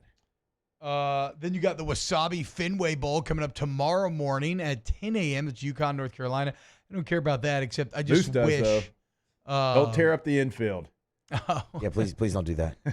I wish that the winning coach here would just get pied in the face with wasabi. Like if the Duke's Mayo Bowl is going to cover you in mayonnaise, if we're going to have live working Pop-Tart toasters in the Pop-Tart trophy, let's just force a coach to just get a face full of wasabi after you get the dub. We got the Bad Boy Mowers Pinstripe Bowl, Boston College versus Nebraska. That's actually that's not bad. You can tear that infield up all you want. That'll be at 11 a.m. So an hour later. Shout out to UL. UL taking on TCU in New Mexico at the Ileta, New Mexico Bowl. We have 1:15. And then in what was a classic last year and has a very good chance of being very good again this year, is Cam Ward playing? Actually, I haven't looked that up. I believe he is. Yeah, I mean, they're paying him enough where I'm sure that. So there's a benefit. I know people seem like they're on whatever, varied opinion about NIL. It does force a lot of guys to play in the bowl game, which has been nice. Yeah, it certainly does because I mean that's part of the contract. Like no, you're going to play in this bowl game. Like, we're paying you for this amount of games. That's what you're going to do. Iowa State, Miami. That's a really fun matchup in Camping World Stadium. Best offense in the country against a defense that was really good, but is a bad scheme for Cam Scadaboo. Remember the Big 12 championship? They talked about the 3 times that Scadaboo had faced that style of defense this year, and he had just absolutely dominated every single one. I think Miami will here as well. But, I liked what I saw at old Rocco Becht in that Iowa State team at times. Good toughness by Beck, getting basically killed in the Big 12 championship and then coming back and throwing a touchdown. He did. I thought at one point he was done. I thought he was dead. Yes. Gunnar Stockton with the 2 most dead moments of the entire year. You got the Snoop Dogg Arizona Bowl. What? Yeah. Yeah, he's first year of it, huh? How about that? Just you become so famous that your name is just a brand. Didn't they have the Jimmy Kimmel Bowl like 2 LA years Bowl, ago or yeah. something like Now that? it's the something LA Bowl hosted by Gronk. Well, and I want to say the Arizona Bowl was also maybe Barstool at some point, right? So that's how these things work. Miami of Ohio versus Colorado State. Kind of wasn't Colorado State all right this year? Yeah, at one point it looked like they were going to play for the Mountain West title. Yeah, they kind of fell off a little bit there at the end. Okay, match. I'm probably not going to watch it. It's on the CW though. If you want to, watch a little D Creek into it. The Go Bowling Military Bowl, where once again we remind you to go bowling. East Carolina versus NC State. Now, I've heard of North Carolina and South Carolina, but where on a map is East Carolina? Think about that, guys. It's in Greenville, North Carolina, I believe. That's where it is. Yeah. Which is the eastern part of the state of North Carolina. Not a state. No. Yeah. Are you asking? Think about that. I mean, I don't. What was your Auburn's not a state? Like, what are we getting at here? Okay, but why is West Virginia a state then? There's also a Western Carolina team that plays in the FCS. Exactly. South Alabama's not a state. There's also Coastal Carolina in South Carolina. You It's think not a about state. it. Think about it. It's very Conway. rare, in fact, perhaps to be singular, where a horizontal direction on the compass is a state in and of itself. You know? What? We got What North did you and just South say? Dakota. No, you're we got actually North making a and point. South West Dakota. is the only we one. got North and South Carolina. There's only one West Virginia. You know? Yeah. So, That's a good point. little geographical food for thought. As we got an in-state battle. A lot of y'all didn't know that. Geography But expert. this is actually an in-state battle You between just learned East that. Carolina You and East just learned that. You just did. I had no idea if it was in North or South Carolina. Classic in-state battle. The Pirates and the Wolfpack, baby. I don't know a lot about either team. I'll go NC State. I'll say this about East Carolina. So my little brother plays with NCAA, and we're now into... because you're in the American, right? Yes, we're now into year 3 of the dynasty. He's already won national championship. He's won the league, I think, 2 years in a row. I described him as being autistically good at the game. I said that I would never. So to open up the season, we had to play each other. His team's 5 rating points better than me in every phase of the ball. I told my wife as I started up the game, I'm never going to be Bo again in my life. I don't want to play right now. Oh. Well, boys, what did you know? An hour later, unranked top 10 upset. Air Force Falcons taking down the East Carolina Pirates 16-7. Jake didn't allow an offensive touchdown. Threw a pick 6 in the first quarter and still shut that ass down. 4 quarters. I guarantee you. Are you still Navy? No, I got fired. He was a I went 1-11. He's a Navy defect, and he switched to Arizona. No, Air Force. And we kicked Navy out the AAC and moved Air Force. You just So moved branches. you were so bad, you got fired, and then you punished Navy because you were so bad? Yeah. I had to. I had to be in the conference with everybody. But no, I beat my little brother, dude. It's insane. I would never. I mean, this is a cat who's been a top 100 Madden player. Like, I would have never expected my wife. It was just one of those magical nights where everything was working. And after that pick 6, we didn't freak out. We won, snapped, and cleared, and we won. Congratulations. Thank you. No, it's big for you. In the Valero Alamo Bowl, BYU, Colorado. Oh, man. They found the most white bread team in the Big 12 and the most spicy team in the Big 12, and they're putting him toe-to-toe. Let's go, dude. I mean, the speed of Colorado versus the fundamentals of BYU. Yeah. I got to say, I don't like this matchup for BYU. Not with everybody playing. Yeah. But still, I mean, I do want to throw some credit to BYU. I mean, they were really good in the regular season.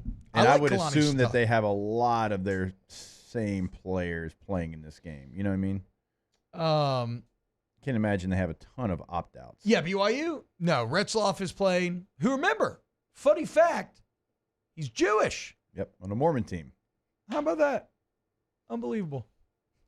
You have the Radiance Technologies Independence Bowl. 8:15. Best bowl out there. La Tech against the AAC champions Army. Jake, who are you cheering for? Your 318 brethren or your beloved, one of your beloved armed forces teams? You're in a bit of a pickle here. No, I'm not. You just hate La Tech like that? I mean, I'm not rooting against America. Wow. So you just want to like celebrate 3-1 great, but then just not rusted? Yeah, but that's how you feel. Just cut the them out. 318 is in America, which I mean. Oh my God! You hear that, guys? You hear that? You hear that, Shreveport? When you listen, is this hour in the 3 to 5? Yeah, it has to be. This is the middle hour, right? Good. I'm glad that everybody gets to hear that. Sad. Just root for a good game. Sad. Yeah. I'm for Tech for one reason only. They're a replacement team. What? They were replacing Marshall in this game. Marshall's whole team entered the portal, and Tech got the spot instead. So I want Tech to pull the upset. I was about to say that, dummy. This is my bowl game. Shut up. It was going to be a conference champion matchup. Yeah. It was going to be Sun Belt champion versus American champion. Yeah. But then Marshall's whole team, as Taylor pointed out, was in the portal. So. Literal. Yeah. Whole team. Couldn't do it. Right? Basically, yes. Pretty much, yeah. Yeah, I mean, it was like 35 guys, something like What? that. Yeah. Jeez. And then on Monday, this is maybe the best proxy war that we have. The Trans-Perfect Music City Bowl, Iowa versus Mizzou. Well, actually, that's not the best one that we have. There's another one. Iowa, Mizzou, but this is a very good one here. What did Iowa finish at here? Because Mizzou finished a very respectable, 9-3? Yeah, Iowa's 8-4. Yeah, I love this. I mean, did you have to ask? Always. I thought it could have been 9-3. I thought they could have been 9. I knew they didn't win 10, but I thought it could have been 9-3. I mean, they live in that territory, I know which is fine. I mean, I think Mizzou's 9-3 was actually impressive, even though I think their expectations were a bit higher. I agree with you. But they looked so bad at times, and Brady Cook never really was any good. Luther Burden never really still got fully healthy after he got hurt either. No, I actually agree with that. I'm right there with you, T. I think their record was much better than I thought it was going to end up. Then on Tuesday, you get Alabama, Michigan, which I don't know about this as a proxy war because Michigan was much worse in the SEC in the Big Ten than Alabama was in the SEC. So I feel like Alabama has an advantage there. Though everything's coming up Michigan lately. You got the Tony the Tiger Sun Bowl, Louisville versus Washington. And then this is the ultimate proxy war here, Jake. South Carolina, Illinois in the Cheez-It Citrus Bowl. It's a great one here. Two very good 9-3 teams, both with great resumes. Everybody playing for both, I believe. Altmaier was one of the big surprises of the college football season for Illinois this year. Lenora Sellers just signed a $2.7 million deal. All right, let's see it. I like this one. I appreciate Bert and Brett Bielema over there and how they get it done. And it's just, it's a very gritty style. I mean, they had a really nice season. This is like now 2 of 3 years where they've been really good. Yeah. Certainly Shane Beamer got the most out of his team. They had some really difficult losses, including the one to LSU, the one to Alabama. Ole Miss, the only game they get blown out. And they were playing as well as anybody in the country down the stretch. And it's a team that has done a really nice job of retaining their players. They've re-upped on the quarterback, edge rushers, and this roster is going to be really, really good. And you get them not playing though, I don't think. Right? No. Okay. You're getting them in Tiger Stadium next year, so that's going to be one of the big ticket home games.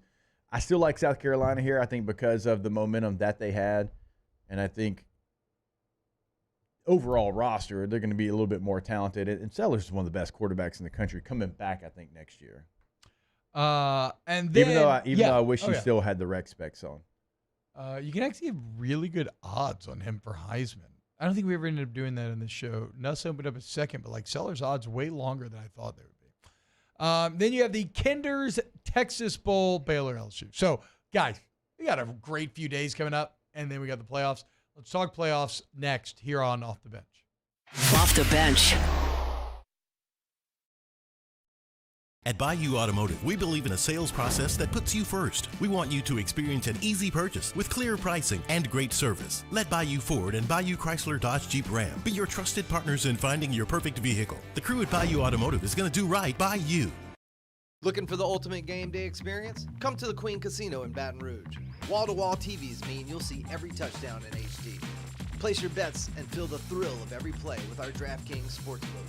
The Queen Casino, where every moment is a win.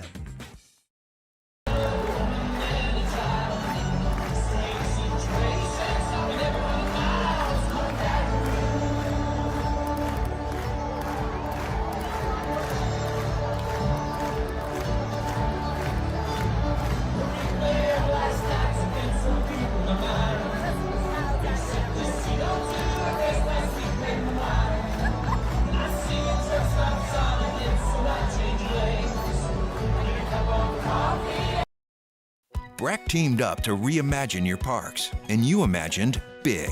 With your help, we went to work, creating 12 beautiful community parks across the parish.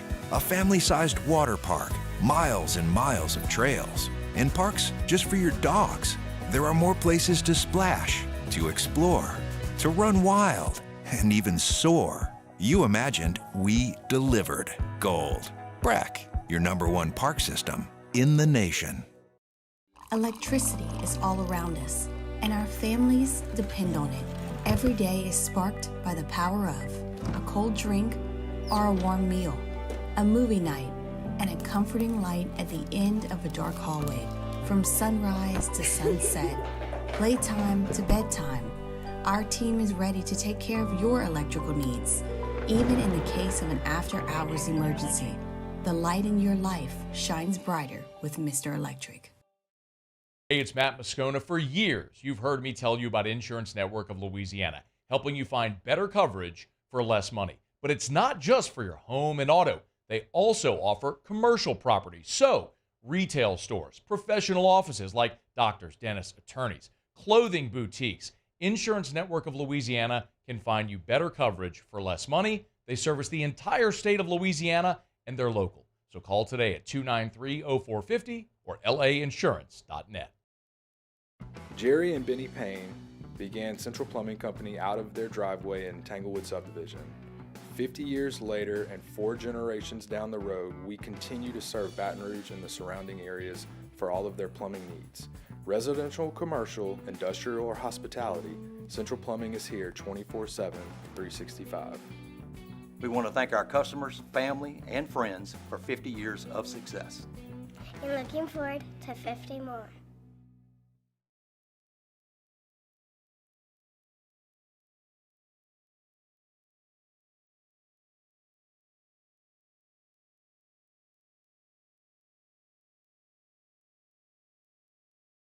.com/free. Hey, it's Jake and James here from Trash Rangers of Louisiana. Wishing you and yours a Merry Christmas. And a Happy New Year. Bayou Ford and Bayou Chrysler Dodge Jeep Ram. 5 brands on one lot. Shop BayouAutomotive.com. Tigers, Saints, Southeastern Conference. All in one place. LouisianaSports.net. No paywalls, no article limits. It's just the coverage the Louisiana sports fans want. Bookmark it today. LouisianaSports.net.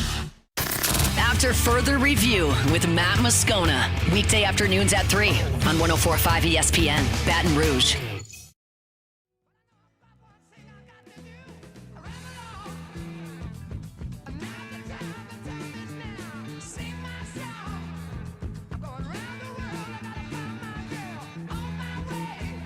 Welcome back to the 9th-ranked morning sports show in America. Off the bench. Oh, welcome back, OTB. We got the college football playoffs rolling right along, guys. Are you drinking out of the mug? Is that the mug I got you? No, this is not, but it is a different Harry Potter mug. I'm about to say, I drink out of the mug you got me multiple times over the weekend, as well as wore the socks quite a bit. And the little D&D minifigs are now on my desk in there. And then I ended up putting a couple more D&D minifigs in the stockings for the girls. Fun little stocking stuffers. Yeah. And then I knew, like, once they build them, they'd forget about them and never touch them. And you take them back. Yeah, and then so now they're also, I got a full party of 4 right now on my desk. Yeah, I got a how's the bard, little, I got a wizard, I how's got a the vampire. the mini water thing? I made that into an American Girl doll accessory. Oh, nice. Yeah, so now the American Girl dolls have a little water jug. Little water jug. Okay. Yeah. You know, I was doing it so you didn't have to get up between breaks, but you know what? You need to get up. It's good to get up and walk. Yeah. Are you calling me fat? No. It's messed up. Dude. Just stay active. The hell, dude. You work it all the time. Look great. I just showed you a picture of what you look like in 2019. On old 2019. I think you look it's great. Always fun. Even though I gotta go to some. I don't know, Jake. If you're dealing with some old football stuff, ooh yeah. I know your head always gives you trouble, but like, I have got to go to a physical therapist for my shoulder. My knee's kind of bad, but my shoulders, it's dying. I got to go see. It is literally our degenerating. girl, Crystal Poche again. Yeah. Starting to work out again. It's like, it's like it's knocking. You know what I mean? Like it's not fully there, but like I can feel it a little bit. It's like, hey, bud, it's okay. You're 40. you got to oil the The machine. disappointing part is I'm lifting more weights now, which I'm loving, right? I'm loving feeling stronger, but I'm not like lifting crazy. It's a lot of lighter, higher reps. Like I'm doing the same. I'm working out with women every day. Like every day, a couple other guys in there, but shout out Evolve. I absolutely love it. I think there needs to be more guys there. It's not just a workout for women. It's awesome. Like it is. I'm fully in love. I love how I feel when I'm doing. I love functional movement, lunges, all this other stuff. But I'll be damned if my shoulder just isn't dying, just really just dying. So I don't know. I'll figure it. Maybe we can get a PT sponsor or something. That is one of the perks of this job. There's always avenues that you can seek to explore or trade. While we're waiting to get sponsored, you can go do some PT over at Elite. Okay, there you go. I can get you hooked up. That's what, because I don't necessarily want to go to an ortho, because I feel like it's probably going to be like surgery, and I don't want to have surgery. No, we're too old for that. I'm too old for that. I have shoulder surgery would wreck my mental health even worse than my physical health. You'd hook him up at Elite? Okay, I mean, that's nice of you. No. He's not doing anything. That's got to be worth, I don't know, $100 gift card or something like that. I mean, That's where he's going with it. I mean, that's nice of you. Maybe T-Bob could repay with I don't know. I'm just throwing out a number. Maybe $100 gift card. It doesn't really matter tell where. Your lead physical therapist to show up at Rouse's, and he can have my $100 gift card. Taylor, I appreciate that, by the way. I learned long ago that, I'm going to give more to T than he's going to give to me. It's not true. You won't even watch It's a Wonderful Life. I watched but multiple you didn't seasons. direct it. I watched multiple seasons of Ozark for you. You didn't even watch A New Hope. That was supposed to be the trade. I watched the original Star Wars for you. No, you didn't. That's A New Hope. Yeah, I did. Remember, Knox and I did. And he's actually became a fan of Star Wars because of it. So I feel like I added one to the crew by watching it. Whatever. I'm just saying this not Foxhole thing goes both ways. Okay, it's not a one-way street. I mean, you know how far a $100 gift card would go, Tay? Not in your family. I mean, yeah, They for go a half a family meal. of Get you a gallon of milk? Half a family meal. of 7? Get you a gallon of milk and a thing of family of eggs? 7. Congrats. Inflation's a... Instead, he just showers himself with nice wine and whiskey. He does. And I even gave him some whiskey for Christmas, so he didn't have to buy it. Now it's just Jameson, but now you can get extra. Yeah.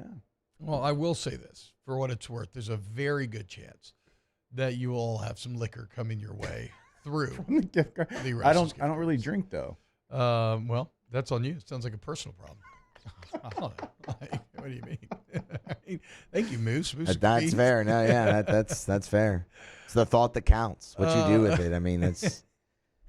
Go to yourgoodwood.com if you drink too much and you're suffering from ED. Well, look, not if you're drinking too much, right? That's a different problem. But if you are suffering from ED, or you have hair loss, or you think you're low T, or you don't have the energy you used to, go to yourgoodwood.com, just like it's spelled, yourgoodwood.com, and let's start on the journey to being our best. If you're embarrassed about any of this stuff, you don't have to be. It's such an easy fix. So don't let your embarrassment stop you from getting better and then compound and result in more embarrassment. Like, what are we doing here, guys? Go to Goodwood Men's Sexual Wellness, get your labs drawn, see what's up with your body. They customize a plan for you. Okay, transparent, affordable pricing, and a lot of different treatment options and solutions out there. And look, the physical cause of something like you look, like here's just a list: diabetes, high blood pressure, high cholesterol, heart disease, and so blah, blah, blah, I can't read that. Multiple sclerosis, low T, Parkinson's, okay, a lot of complicated medical stuff. The point is, though, and there's also psychological causes: stress, anxiety, depression. Like it's not a you problem. Okay, it just happens. Get it fixed. Get it fixed with Goodwood Men's Sexual Wellness. We're not settling for mediocrity anymore. YourGoodwood.com. All right, let's talk one playoff game before we go to break here. And let's start New Year's Eve, Penn State, Boise State in the Verbo Fiesta Bowl. Penn State 11-point favorites. And again, styles make fights.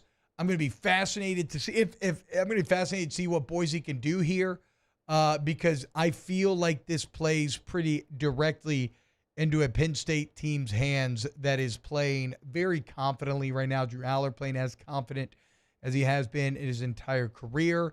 It's a Penn State defense that is very good, very long, very strong, very fast. And, I mean, Jake, you know more about the Boise rushing attack and their creativity than most. Do you see a world where Boise is able to line up against those very full boxes? Because if you're Penn State, you obviously force Maddox to try to do anything against you, the quarterback, right? Like if he has to win the game, that's what everybody's trying to do, yeah. Right, exactly. Everybody's trying to do it. Yeah. But other teams have not. But Boise, now Oregon, yes, but it was game one. Outside Oregon has not faced a defense close to what they'll see in Penn State. Do you think Genty still has success here? I still think he's going to have success. Now, is it going to be enough to win the game? I don't believe so. Penn State is a team that's just kind of built for a matchup like this. Yeah, exactly. It's like one of the worst matchups that Boise could have had. Like, there's other teams that I would have given them a better chance. There's teams that are better than Penn State, but not as good of a matchup here. So when I look at Boise State, I do love their run game. As you mentioned, they are very diverse in what they do. Outside zone, 29% of the time. Inside zone, 18%. Man concepts, 20%. Power, 12%. Counter, 12%. So it's going to be a little bit of everything. Them and Arizona State both. Yeah. And I love that because you know how much I hate teams that only run inside zone out of gun. I cannot stand it. It's why you can't run the football. It's because you're lazy in your run game and your run scheme. It's a very good call. Both these teams, like Arizona State and Boise, they're here because they are diverse in their run game. They will run everything. Yeah. Everything's available. They can check to it as well. They'll do that a ton at the line of scrimmage. But I just don't know that any of these runs, although I love them all, they're going to be able to get enough push to win the game. They're going to have success. Genty's going to have big runs in this game. But I think Penn State's going to smother them enough. And I just don't think Boise's defense can keep up and can just absorb what they're going to get from Penn State. They're going to get leaned on. Yeah. And Penn State's got two backs that are really good players. Like, Drew Aller doesn't even have to do a whole lot in this game. Now, Tyler Warren's kind of a cheat code. He's kind of the guy that can kind of do a whole lot of different things, as we all know. I just don't love the matchup for Boise. Yeah.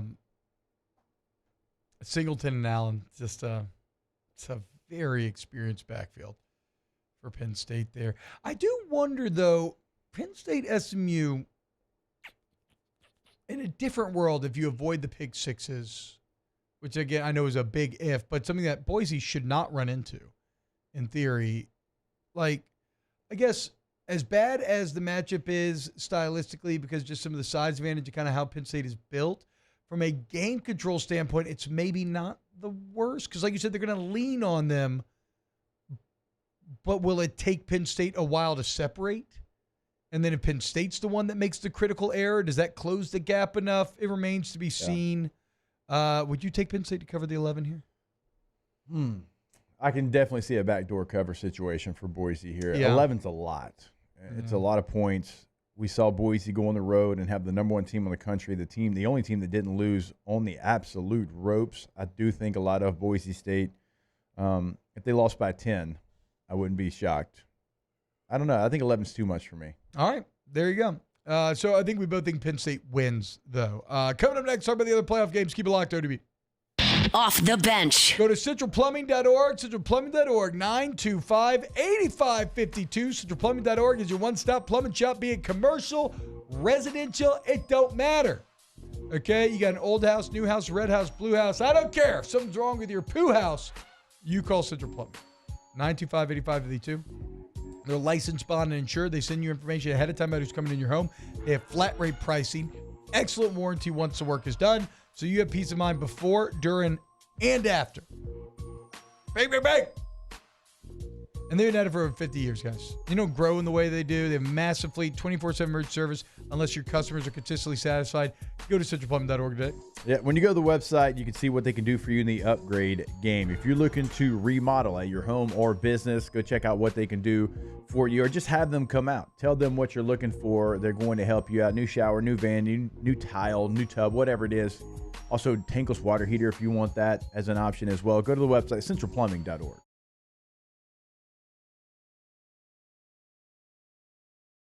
Renowned orthopedic surgeon Dr. James Andrews to create the Ochsner Andrews Orthopedics and Sports Medicine Institute. Whether you're a professional athlete or a weekend warrior, our team of specialists are dedicated to getting you back in the game.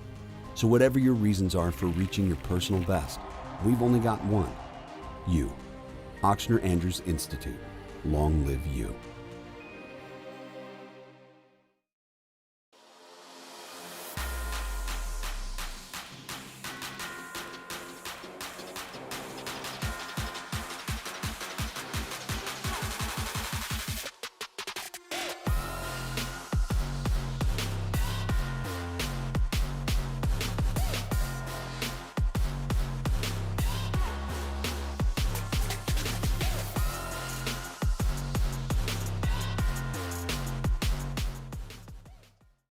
Gulf Coast Office Products is a nationally recognized Savin office equipment dealer based right here in Louisiana. Over 100 employees strong, Gulf Coast has the boots on the ground to support all vertical markets, from education, engineering, legal, and finance. With the latest in office technology, from desktop to production segment units, Gulf Coast and Savin have the perfect fit for you. Call 225-756-2644. That's 756-2644 for Gulf Coast Office Products. I've been doing business with Luba for 25 years. They're dependable, trustworthy. It's just the attention to detail with our clients. Our folks have years and years of experience. They're highly trained professionals, but many companies have that asset. What I'd like to think makes Luba a bit different is that we use those talents in a way that truly is dedicated to serving the needs of the folks who depend on us. Dylan Cruz here to tell you about Six Rings Baseball and Softball Camp. If you live on the North Shore and play ball, go to Six Rings Camps with former LSU assistant coach Dan Canaveri. His knowledge is second to none, and your child will improve and have fun doing it. Camps were held at Coquille Park and Six Rings Academy in Covington with 4 sessions over the summer. Full day and morning only sessions are available from ages 7 to 13. Go to sixringsbaseball.com or call 985-206-9096. Learn the game to love the game. There it is, the extra mile, on the border of expected and extraordinary, for those willing to go further, like vans customized for work or play, with safety and tech to keep you connected, supported by a 5-star sales, service, and finance team, and backed by the 1-star you know. So go the extra mile. It's never crowded, because so few have what it takes.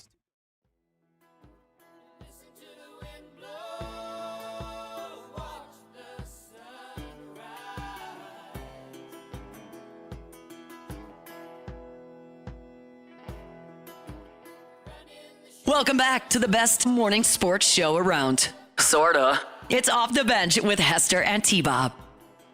Yo, what's happening, y'all? Welcome back to OTB.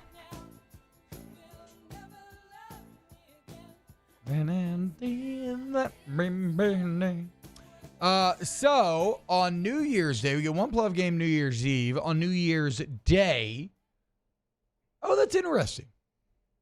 Oh, wait, never mind. Not interesting. That is not interesting at all. Oh, no. I had it right, then I had it wrong. I thought that LSU led straight into the playoff games. They do. But then I misread something, and I thought they didn't. But they do. Pointless story, Bob. Shut up and talk.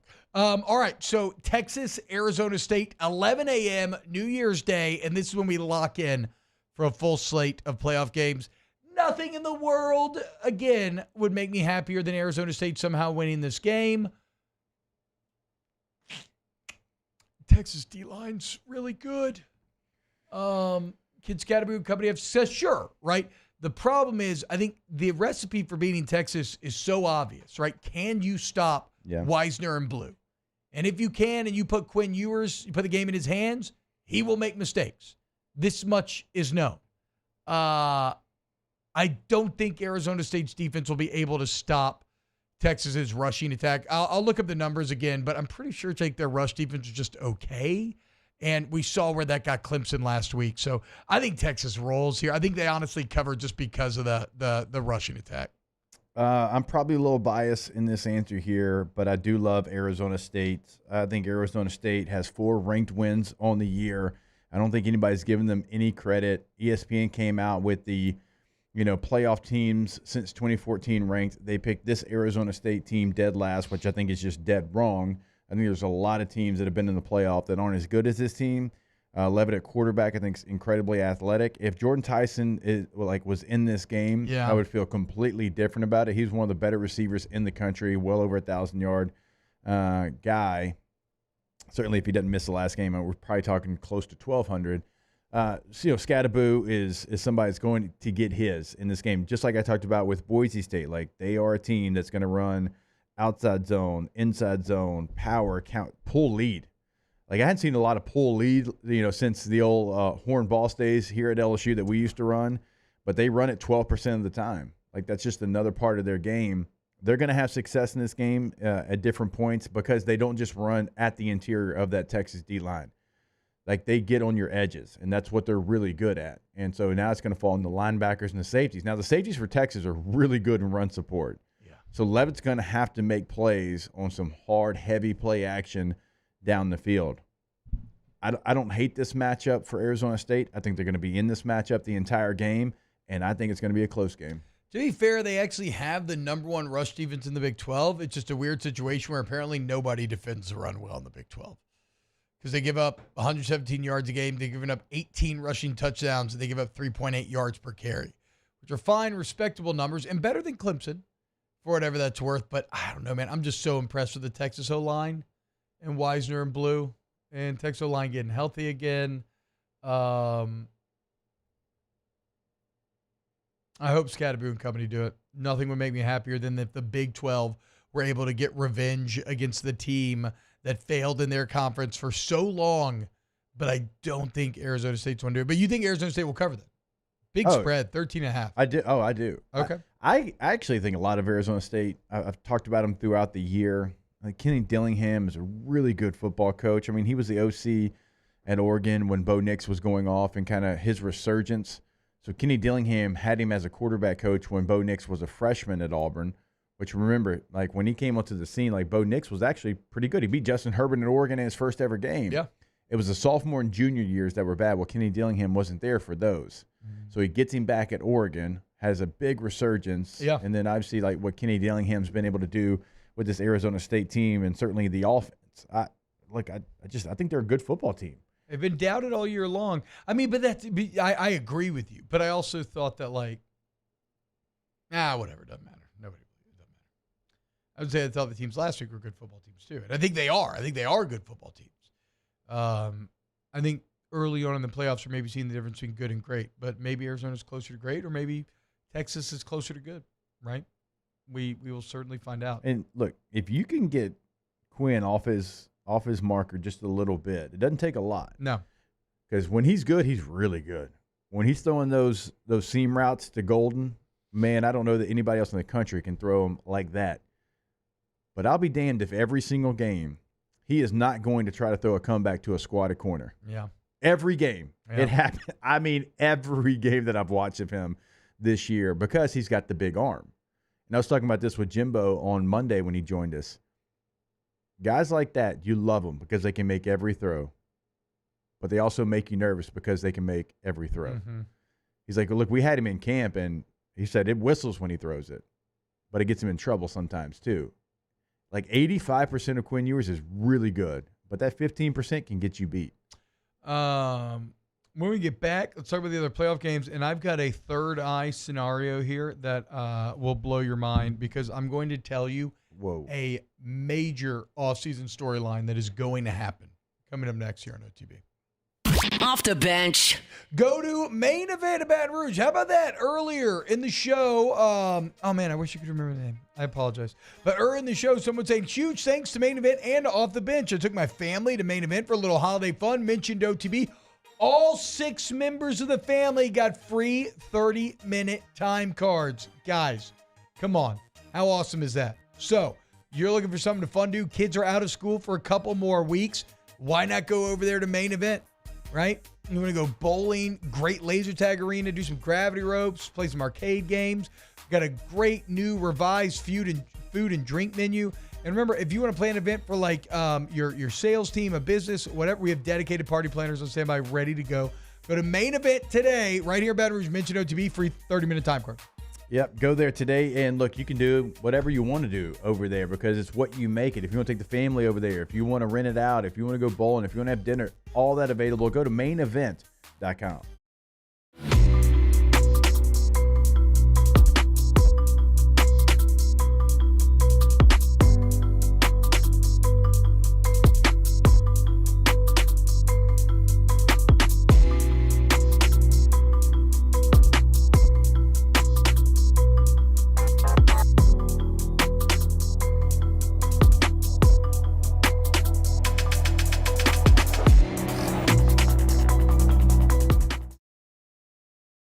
Breck teamed up to reimagine your parks, and you imagined big.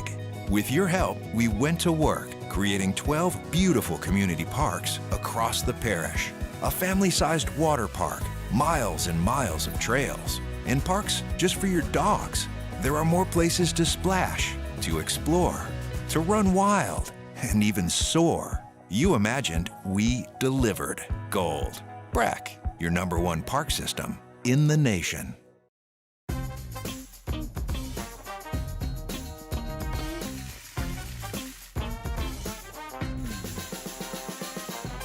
The best kept secret in town is out. Discover Tallulah at the Renaissance Hotel on Bluebonnet. Got chores that need some extra muscle, but a large piece of equipment is overkill? That's what John Deere compact utility tractors were made for. Powerful enough for the work you need to do. Compact enough for how you need to do it. Find the equipment that's right for you at Sunshine Quality Solutions. Check out our current promotions and learn more about what it means to be powered by sunshine at sunequip.com.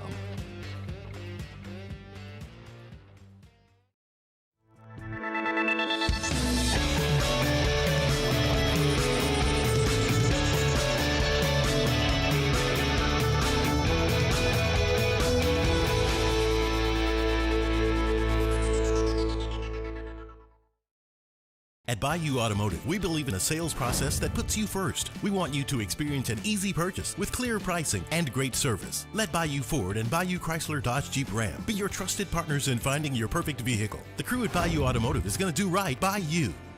Gulf Coast Office Products is a nationally recognized Savin office equipment dealer based right here in Louisiana. Over 100 employees strong, Gulf Coast has the boots on the ground to support all vertical markets from education, engineering, legal, and finance. With the latest in office technology from desktop to production segment units, Gulf Coast and Savin have the perfect fit for you. Call 225-756-2644.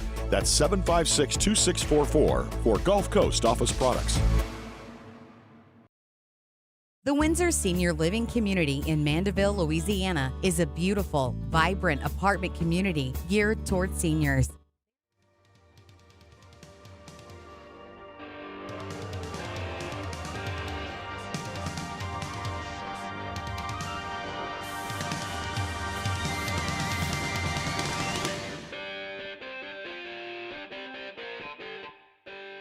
Welcome in to the best morning sports-ish show around. Off the Bench with Hester and T-Bob. What's happening, y'all? All right, so interesting conversation near the break. O-linemen should do DB celebrations, but that's for another day. My third eye was fully open last night when discussing a couple of big decisions on quarterbacks coming up, Jake. First off, the Carson Beck situation is absolutely fascinating. Beck undergoing UCL surgery like Brock Purdy did. Should be able to start throwing in the spring. I mean, I feel like he can't go to the NFL now. He already had a year in which his stock got dinged significantly. Now would he go and be a mid to low round pick coming off a UCL injury? Does he go back to UGA? Does UGA want him back? In the UGA case, I think a lot of fans don't. I think Kirby Smart does. I think actually Carson Beck will be Georgia's quarterback again next season. But Texas and Quinn Ewers becomes much more interesting because there's some smoke as well that Quinn Ewers could be coming back to college. He saw his own NFL draft stock drop. He's making a lot of money in college right now. Why wouldn't he come back? But Texas has Arch Manning. Yep. Right? They love Arch Manning. I mean, they have sub packages for him. But beyond that, remember, when Quinn Ewers was sucking against Georgia, they put Arch Manning in there to give them a spark. Now, it didn't happen, but that shows you they think Arch is close, right? Like, there's going to be a ton of pressure to move on to Arch, even if Quinn wants to return. So, this is what's going to happen. Quinn Ewers will hit the transfer portal. Where will Quinn Ewers end up? Ohio State. Back to where it all began, the place that he originally committed to.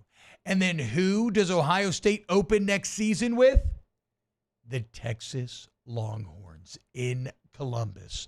Arch Manning replacing Quinn Ewers, all the pressure in the world on him, while Quinn, being forced to find his fortune elsewhere, will be at the head of the defending national champion, Ohio State Buckeyes. And Ryan Day and Quinn Ewers will win a second national championship in a row, and we will all have to kiss the ruddy cheeks of Ryan Day and say, I'm sorry, because now you're back-to-back champs. I just laid out the next 2 years of college football. You're welcome. Thank you. Will they beat Michigan, though? No. Okay. No, they still will not beat Michigan. They still will not beat Michigan. They'll go like 14, 15, 1. And Ryan Day will be fired after winning a second national championship in a row. It'll be unprecedented. Yes, they will fire him because he didn't beat Michigan. Thank you, though. You're welcome, guys. I bet Quinn just goes to the NFL. Yeah, you're probably right. I don't know, though. I mean, what's his stock at now? Kind of sucks. Right. Like, you see him get on an even playing field. He doesn't do well. The NFL's a giant even playing field. Yeah, now you're kind of late in the process for the transfer portal. Not that a team wouldn't certainly pay Quinn Ewers to come be their quarterback, and I don't know where that would be. I'm going to say, let's say Quinn enters the portal. You want to talk about a hot commodity? Bruh. Everybody be going after him. Everybody that needed a quarterback. Makes so much money. Ohio State would, because Will Howard's son, right? Yeah. Yeah. So Ohio State would. Alabama. Shoot, Michigan might, honestly. Alabama, absolutely. Georgia, potentially. Yeah, if Beck was to maybe go elsewhere. If Beck decides that he wants to go to the draft. Like, if Quinn comes back and Texas even gives a hint of, I'll be like, all right, whatever. Miami. I will literally get $4 to $5 million on the open market right now. Oh, yeah. So why would he go to the got NFL? $4 million. What? Mensa from Tulane got $4 million. I know. Now, so why would he go to the NFL if you're Quinn Ewers? I think he would. I think he thinks he's going to be selected high. Yeah, maybe so. Maybe so. But Bob Stradamus has seen the future as if it were already written. So I don't think he'll be the Texas quarterback next year, regardless if he's either going to go to the NFL or he's going to go in the portal. Yeah, you're right. It's Arch time. It's Arch time, baby. No, it's not a foot thing, Musso. Relax. Hour 3 coming up next. Off the bench. Go to K to Z window coverings, KTOZblinds.com. K to Z blinds.com. Guys, I take advantage right now. Have Brandon Barton and the team out to your home and get some custom window coverings that wow. Remember, you get complimentary installation. We got financing options to help you out, man. So whether you're looking for custom blinds, window shades, plantation shutters, whatever, drapery, curtains, aluminum, vinyl, solar shades, sunscreens, drop-down exterior shading, we got you covered at K to Z. Nearly 30 years of experience. So what are you waiting for? Jake already did it. You should do it too. Get your interior and exterior shade with style at K to Z blind. Yep, so many different things they can do for you. They're going to come out to your home. They're going to know your space. They're going to learn your space. I mean, it can be an interior shade, exterior shade. I mean, drapes, shutters, you name it, they do it. But I would fully encourage you, if you've been thinking about that outdoor motorized shade, have them come out, go through the process with you, K2ZBlinds.com. It's no secret. The best oysters in Baton Rouge are at Jolie Pearl Oyster Bar. Enjoy mouth-watering South Louisiana flavor and oysters from all over the country. And don't forget our nightly drink specials.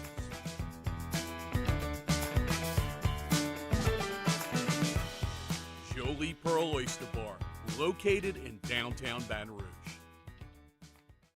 Gulf Coast Office Products is a nationally recognized Savin office equipment dealer based right here in Louisiana. Over 100 employees strong, Gulf Coast has the boots on the ground to support all vertical markets from education, engineering, legal, and finance. With the latest in office technology from desktop to production segment units, Gulf Coast and Savin have the perfect fit for you.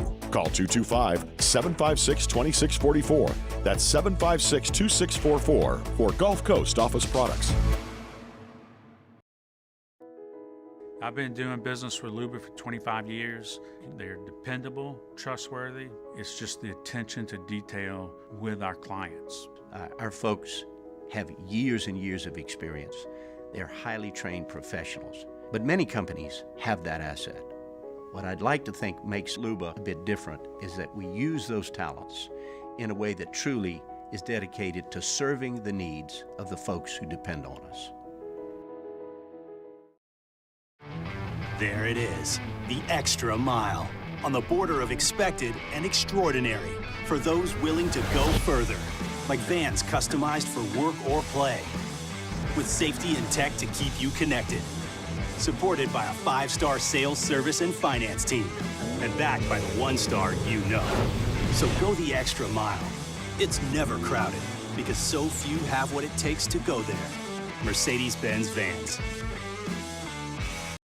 Dylan Cruz here to tell you about Six Rings Baseball and Softball Camp. If you live on the North Shore and play ball, go to Six Rings Camps with former LSU assistant coach Dan Canaveri. His knowledge is second to none, and your child will improve and have fun doing it. Camps were held at Coquille Park and Six Rings Academy in Covington with 4 sessions over the summer. Full day and morning only sessions are available from ages 7 to 13. Go to sixringsbaseball.com or call 985-206-9096. Learn the game to love the game. Breck teamed up to reimagine your parks, and you imagined big.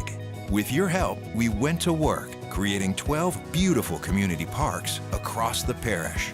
A family-sized water park, miles and miles of trails, and parks just for your dogs.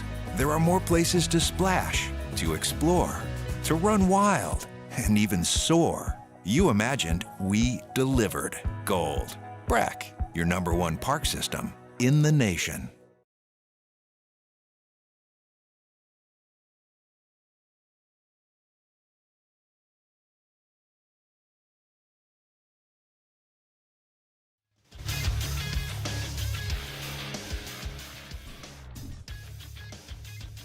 Good morning. It's 9 a.m. here on Friday, December 27th. Today in Baton Rouge, expect rainy skies with a high of 77. In hour 3 of today's show, we'll look at the New Orleans Saints injury report. We'll talk some NFL games coming up this weekend, and we'll continue to look at the college football bowl games. You can follow us on Twitter or Instagram at OTB_ESPN and watch us on YouTube at the 104.5 ESPN channel. Hour number 3 of Off the Bench, live from the Mercedes-Benz Baton Rouge studios, starts now. Let's go, baby, let's go! All-Star Toyota presents Off the Bench with Jacob Hester and T-Bob Hebert. Yeah, yeah, yeah, yeah, yeah! Off the Bench with Jacob Hester and T-Bob Hebert. Dude, they said I gotta come off the bench. Now, here's Jacob Hester and T-Bob Hebert.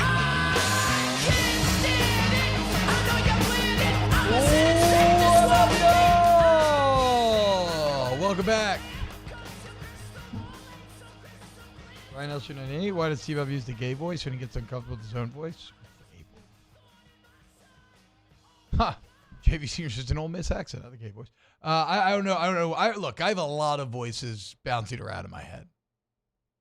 I don't know. It's pretty clear to see and hear. Yeah. I don't know what you're talking about. Take a lap, Ryan LSU. You're born in 1998. What the hell do you know about life? That's T-Bob's real voice. It just creeps in every now and then over his radio voice. Like, that's how he actually talks off air. Exactly. All right. Let's wrap up our playoff discussion. We talked about the 2 previous games. Now we get into the big boys. Ohio State in Oregon.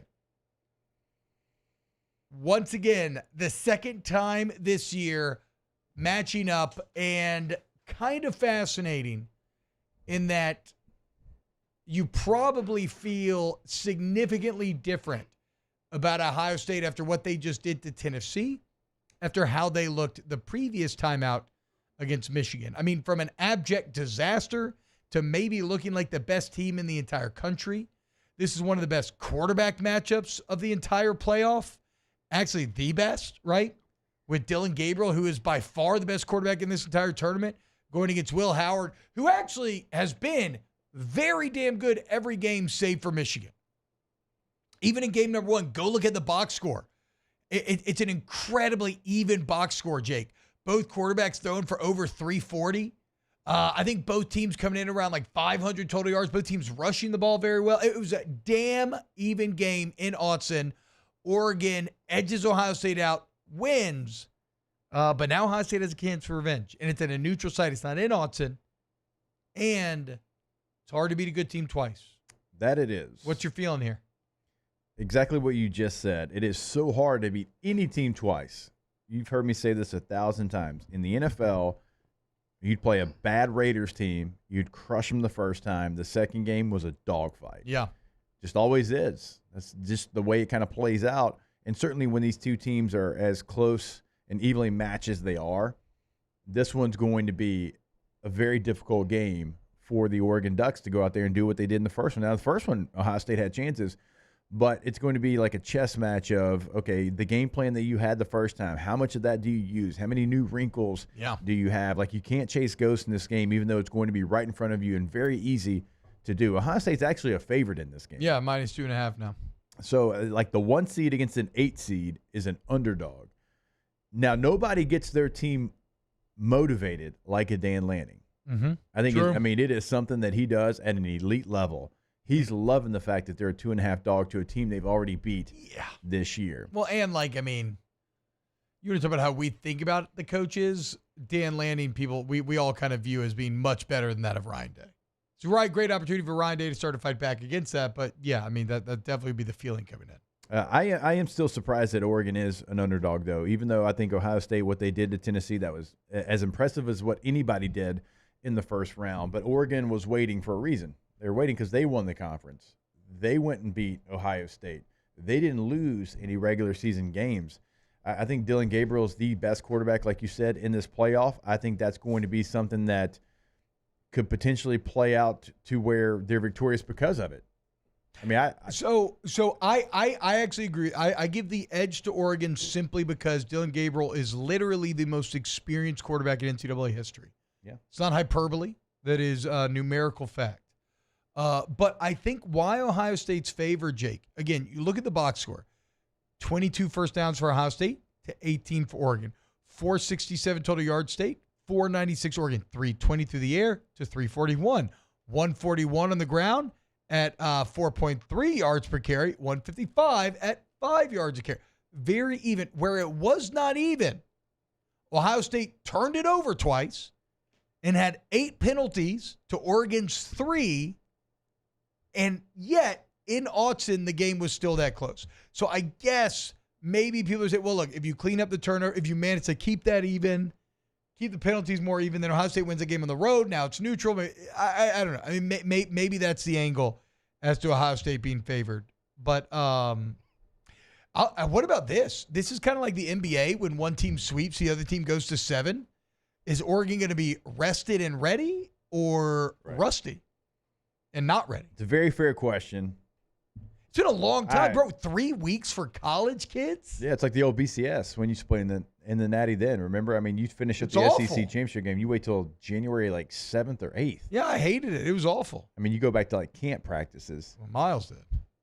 That's all I know. I doubt Lanning is running. Probably not now. Probably full not patch in the year of our Lord scrimmages, 2024. Full tackle scrimmages. But there is something about a layoff. Guys, there's a lot of teams that don't enjoy I got to get angry real quick. Jamie said Eugene, Oregon play. It's Autzen Stadium in Eugene. Dummy, don't correct me if you're completely wrong. Sorry, continue. This is going to be a full 4-quarter game. It's going to come down to the last couple of possessions. It's going to be, I think, the best game that we have here in the quarterfinals. It's the one that's, I mean, pretty much evenly matched. These two teams had a classic the first time they played. Either way, no matter which way it goes, I think it's going to be a close one, and I'm not going to be surprised with how it plays out. I do love which coach is going to be better prepared for the situation narrative. Like, is it going to be Ryan Day with all the pressure after they just beat Tennessee, or is it going to be Dan Lanning having that week off, using, the fact that they did beat them. They're still an underdog to the motivation. Yeah. This game is big, a big head coaching game. Some games, head coaches, maybe they don't play as much of a factor. This one, I feel like it's going to be massive. And I'm sorry, Jamie, that was a little extreme. But whatever. So are you picking Oregon then because of Lanning and Dylan Gabriel? Yeah. I think I'm going Oregon slight here for those reasons as well. Even though that is at odds with my third eye prediction that Ohio State wins 2 natties in a row. Look, Ohio State's playing as well as anybody if we're going off the last game, but we also have that Michigan game as well. And Oregon's the number 1 team in the country, the only undefeated team that we had this year. Yeah. And that's with beating 3 teams actually that are in the college football playoff. That's crazy. Yeah, with that's Penn State, true. Boise, and Ohio State. Playoff teams. Put some respect in the Ducks' name. Like, I feel like we don't do that enough. I'm not talking about we, just us in this room. I'm talking about sports media. Like, we just keep waiting for Oregon to fail, and they haven't failed yet. And then when they do, we'll raise our hands, say, well, got that one wrong. But until then, I'm going to go with the Oregon Ducks. Bucks versus Ducks. And with any lucks, will be treated to a great time. All right. And then the final playoff game of the second round, the Sugar Bowl right here in New Orleans. Great matchup for the city, guys. Jake will be out there covering it. Media Days coming up on Monday, and that is Notre Dame and UGA.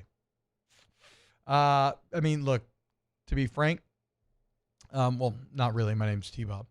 But I think Couldn't help it. You could. I think that Frank who? Caliendo? Name another Frank, famous Frank. Reich? Miller. Reich? Frank Miller. Writer of Sin City Comics, Yeah. 300s, Dark Knight Returns. That's the Frank you went with? Surprising Frank to me. Miller's had a pretty massive cultural impact. I would have went with Frank who? Sinatra. Frank Thomas. Yeah. Both of those over Frank Miller. And Frank. Good sports Frank. nickname there, too, Frank Thomas. Yeah, we mentioned Big yesterday. Heart. Big Yeah, Heart. Big Heart. Great, That's good. Notre Dame, Georgia. Look, I think Notre Dame has to have the advantage here. Yeah. They're playing so confidently, and they're going into quarterback that's never started before. Now, I give Georgia a chance because Kirby, and I know watching against what Kirby's done against Texas here, like Kirby will stop what you do best, and so he will put the game more into Riley Leonard's hands than Notre Dame ideally wants it to be. But how in the world is Gunnar Stockton going to have success against this Notre Dame defense, which seems elite at every level? It's too much of a logical leap if we're trying to predict what is most likely. Like, sure, there's a reality out there where maybe they catch Notre Dame by surprise, but no, it's too much. If it wasn't for Kirby Smart, we'd be all in on Notre Dame. Yes, which is a credit to Kirby. It is. Look, he is Kirby, and Georgia's favored for the first time starting quarterback against a Notre Dame team that's playing as well as anyone in the country. Yeah. And I think Indiana is better than people think, and Notre Dame completely dominated them. So I like Notre Dame in this matchup. Riley Leonard is just the definition of too gritty to be pretty. Like, he finds a way, and it's never really pretty, but I'll be damned if he doesn't find a way. Jeremiah Love is the most undervalued player in this playoff, regardless of position. True. They've got some juice to them. Now, they don't have a star receiver, but you had one kind of emerge in the last game against Indiana. Can you continue that? Bo Collins has played a lot of football. They got better weapons than they've had in the past. They don't have any stars, but they So you actually got 3 running backs that I think are really, really good at Notre Dame, but Georgia's going to try to stop that. I don't know that they can stop it enough, though, with what their offense is going to give them. That Notre Dame I have a defense low-scoring is game here. Really good. Yeah, very legitimate. NFL guys at every level. And that's even losing a couple guys to injury this year. And look, that's where Marcus Freeman's main side of the ball is. That's where his own expertise lies. Yeah, him and Al Golden together. That's pretty Powerful good. combo. You're now. Are you just saying this because you're boys with Marcus Freeman? No. You and him are tight. I'm You're tight. Look, biased. I'm good with Kirby, too, though. I mean, Kirby hates the media more than Marcus does. everybody likes me. But he hates the media. And Stacey Searles. Shout Spicy out Coach Searles over there. Shout out Coach. Coaching that offensive line, Bo. Shout out Coach Searles. So, no, I've got friends on both staffs. But I think Notre Dame right now, with how they're currently constructed, is the better football team. You should get that checked out. What? You said you have staff? I know you got friends on both staffs. I've had staff before. It's not fun. I've had staff a lot. On my knee. Ooh, got it from the old indoor at LSU. Not good. I got it at from the Brightside Pools. I actually would much rather get it at the indoor at LSU than the Brightside Pools. Yeah, trust me. You said staff or STD? It's something with an S. Oh, okay. Yeah, I can't right. can't fully remember. Shout out those Brightside Pools. Nothing made a natty light tall boy go down smoother than a couple of dead roaches floating belly up in the water and a fat booty in a bathing suit to look at, you know?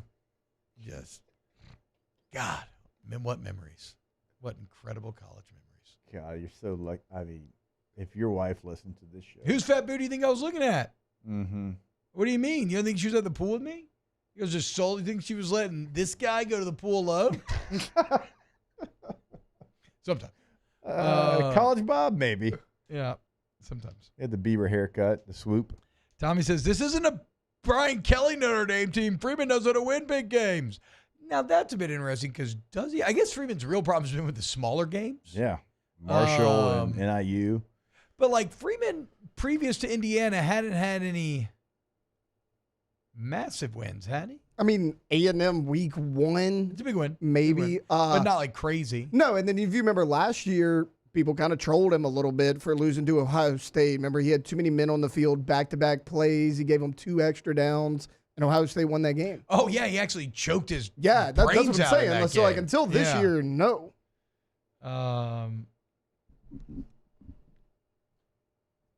So massive opportunity for Freeman to fight against that. Again, I think this Notre Dame team reminds me so much of the Ohio State team that had that awful home loss to Virginia Tech, and then proved to be such a much better team by year's end. Like, you can say Northern Illinois, but I'll tell you that I don't really care right now. I just don't think it's the same team. Riley Leonard is infinitely more confident and playing better than he was then, and I think that adversity actually ended up making him stronger because he went to the depths and had to climb back out. So, yeah, I'm taking Notre Dame in a slight one, like 17-13. Ooh. Like just a nasty, nasty Sugar Bowl. Don't tempt me with a good time. I'll be the only person in the press box watching that and be like, yes, this is football here. Jake loved last night's Thursday night matchup. So I didn't watch either. I heard it was god awful. It was 6-3. 6-3? Yeah. Yeah, it was actually the Mariners and the White Sox, not the not the That's Seahawks. the third time and the Seattle's beaten Chicago 6-3 this year. Is it really? Yeah, Mariners did it twice to the White Sox. There you go. What? See? No way. Mm-hmm. Oh my God. God, what a oof. Like, I love a beautiful rock fight, but that was an ugly-ass rock fight. So I watched the first episode of Squid Game Season 2 last night. It was very fun, very good. But afterwards, I was kind of scrolling Twitter, and all I saw was Big Cat apologizing for the game a lot. So I figured it went pretty badly for Chicago. I did not know it went 6-3, though. Unreal. That was the halftime score, by the way, too. Nobody scored in the second half. I wonder what odds, because good defense. Someone hit no touchdowns in this second game. half, or no touchdowns the whole in the game. Like, because that's the second time we've had it this year. I think the Rams. God, it was the Rams and somebody. They also did it this year earlier, and like the odds were crazy, and somebody hit it. You know what's crazy? The Chiefs won 3 games in 11 days. That's pretty good. And the Steelers lost. Yeah. 3 in 11 days. 3 games in 11 days. Steelers lost all 3 in 11 days. God, Jake, what's the most games you ever played in 11 days? We did something pretty similar. I think it was 2009 or 2010. It was probably like 3 and 13 or something like that. It wasn't 11, but we had like it was a Monday night or like a Thursday. I don't remember. It was involving a Thursday night game. How did it even work with the Chiefs? Well, it has to be a Thursday night game. Or did they go Chiefs, Sunday, Wednesday, Sunday? They went Sunday, Saturday, Wednesday. Okay. Jeez. And everybody's like, oh, my God, Saturday to Wednesday? That's crazy. Well, that's Sunday to Thursday. Yeah, exactly. you move the day. Everybody's like, what? It is actually. Thursday night football in the NFL is horrid to get ready for. It's terrible. Like you play that game on Sunday, and typically on Monday you would come in and watch some tape and get a little light workout in. Tuesday you're completely off, and then Wednesday you get back started, but you got to come right back in on Monday. Monday's like a Thursday, Tuesday's like a Friday, Wednesday's like a Saturday, so you get no time off. You can't put as much in. It's not like, it's not like college football where the plays are the plays. I mean, every single week in the NFL, you're kind of you're reinventing your offense or defense based off the matchup. And if you have a Thursday night matchup, I'm just speaking from an offensive perspective here, and you're going against like the Ravens or the Steelers or like the Packers used to be, where they've got these dudes up front that are kind of unique in the fact that they can play multiple positions, and you got to figure out, okay, who's down, who's always going to be the mic when they're walking around, and the protection changes a little bit, and you got like a day and a half to prepare for it. Oh my God, those are miserable. Because then you're spending. I mean, there's no 20-hour rule in the NFL. No. So then you're there like 5 a.m. till 7 p.m. trying to figure out your game plan for 3 straight days. And if you're the away team, even worse. I mean, you're on the plane. Yeah. You're on the plane, and like you'll sit in a section like running backs, and the coach will come back there, and like you're going through, like you're still preparing on the plane. On the plane. Yeah. Ugh. Yeah, it sounds awful. All right, when we get back, more to be. Off the bench. Go to Trash Rangers, guys. TrashRangers.com, TrashRangers.com. If you live in Livingston or Ascension and you see the red cans popping up around the neighborhood, well, guess what? You get to make a choice. Now, unfortunately, not all of us in the Livingston area, when it comes to our residential pickup, can make a choice. City contracts are thrust upon us rather unfairly, I would say. But again, Livingston, Ascension, not the case. So make the same switch today that many of your neighbors had and experience why they are now so much more pleased with the level of reliability, of give a damn, of effort that they now get. But if you're a business owner, it's anywhere in the listening area. I don't care where you're at. Okay, anywhere, Trash Rangers is there for you. And we have front load dumpsters. We can empty 1, 2, 3, 4, 5, even 6 days a week. We have giant roll-off dumpsters ready to go for whatever your needs may be. Go to TrashRangers.com today. Yeah, when you go to the website, look at the New Year's pickup days. So Wednesday, Thursday, Friday, Saturday. They're picking up on the weekend. Not going to get that anywhere else. TrashRangers.com. Looking for the ultimate game day experience? Come to the Queen Casino in Baton Rouge. Savor game day platters and snacks, plus drink specials at 1717 Kitchen and Cocktail. So come out for game day and let our team make you the MVP. The Queen Casino, where every moment is a win.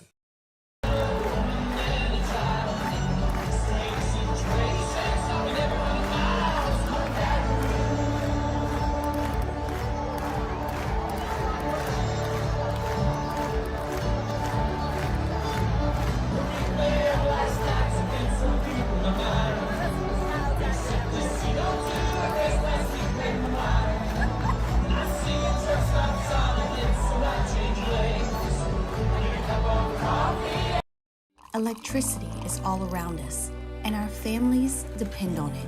Every day is sparked by the power of a cold drink or a warm meal, a movie night, and a comforting light at the end of a dark hallway. From sunrise to sunset, playtime to bedtime, our team is ready to take care of your electrical needs. Even in the case of an after-hours emergency, the light in your life shines brighter with Mr. Electric.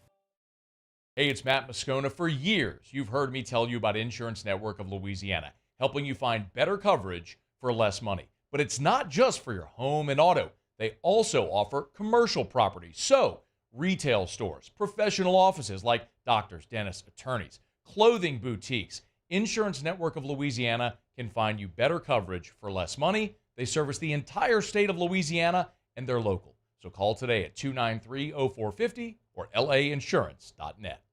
Gulf Coast Office Products is a nationally recognized Savin office equipment dealer based right here in Louisiana. Over 100 employees strong, Gulf Coast has the boots on the ground to support all vertical markets, from education, engineering, legal, and finance. With the latest in office technology, from desktop to production segment units, Gulf Coast and Savin have the perfect fit for you. Call 225-756-2644. That's 756-2644 for Gulf Coast Office Products.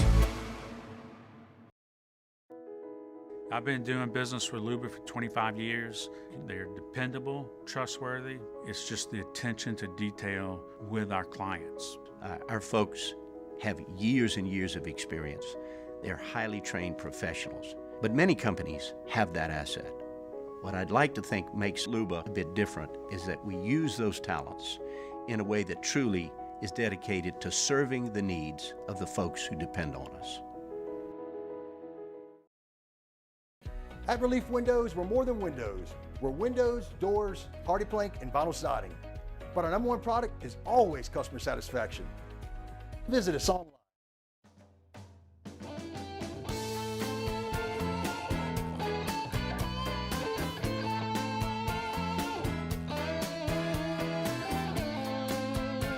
Welcome back to more sports talk with some other stuff mixed in. Off the Bench with Hester and T-Bob.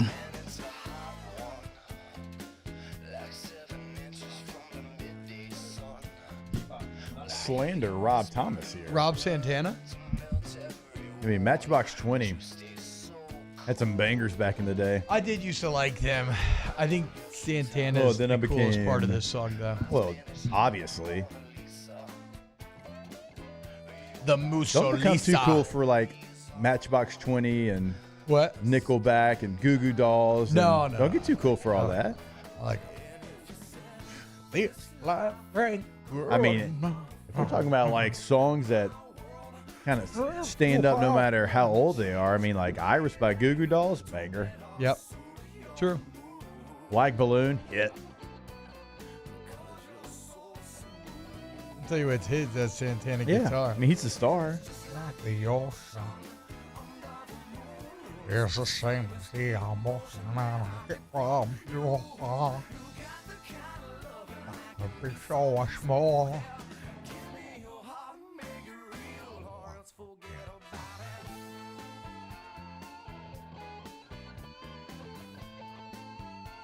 Hey, so as we said yesterday,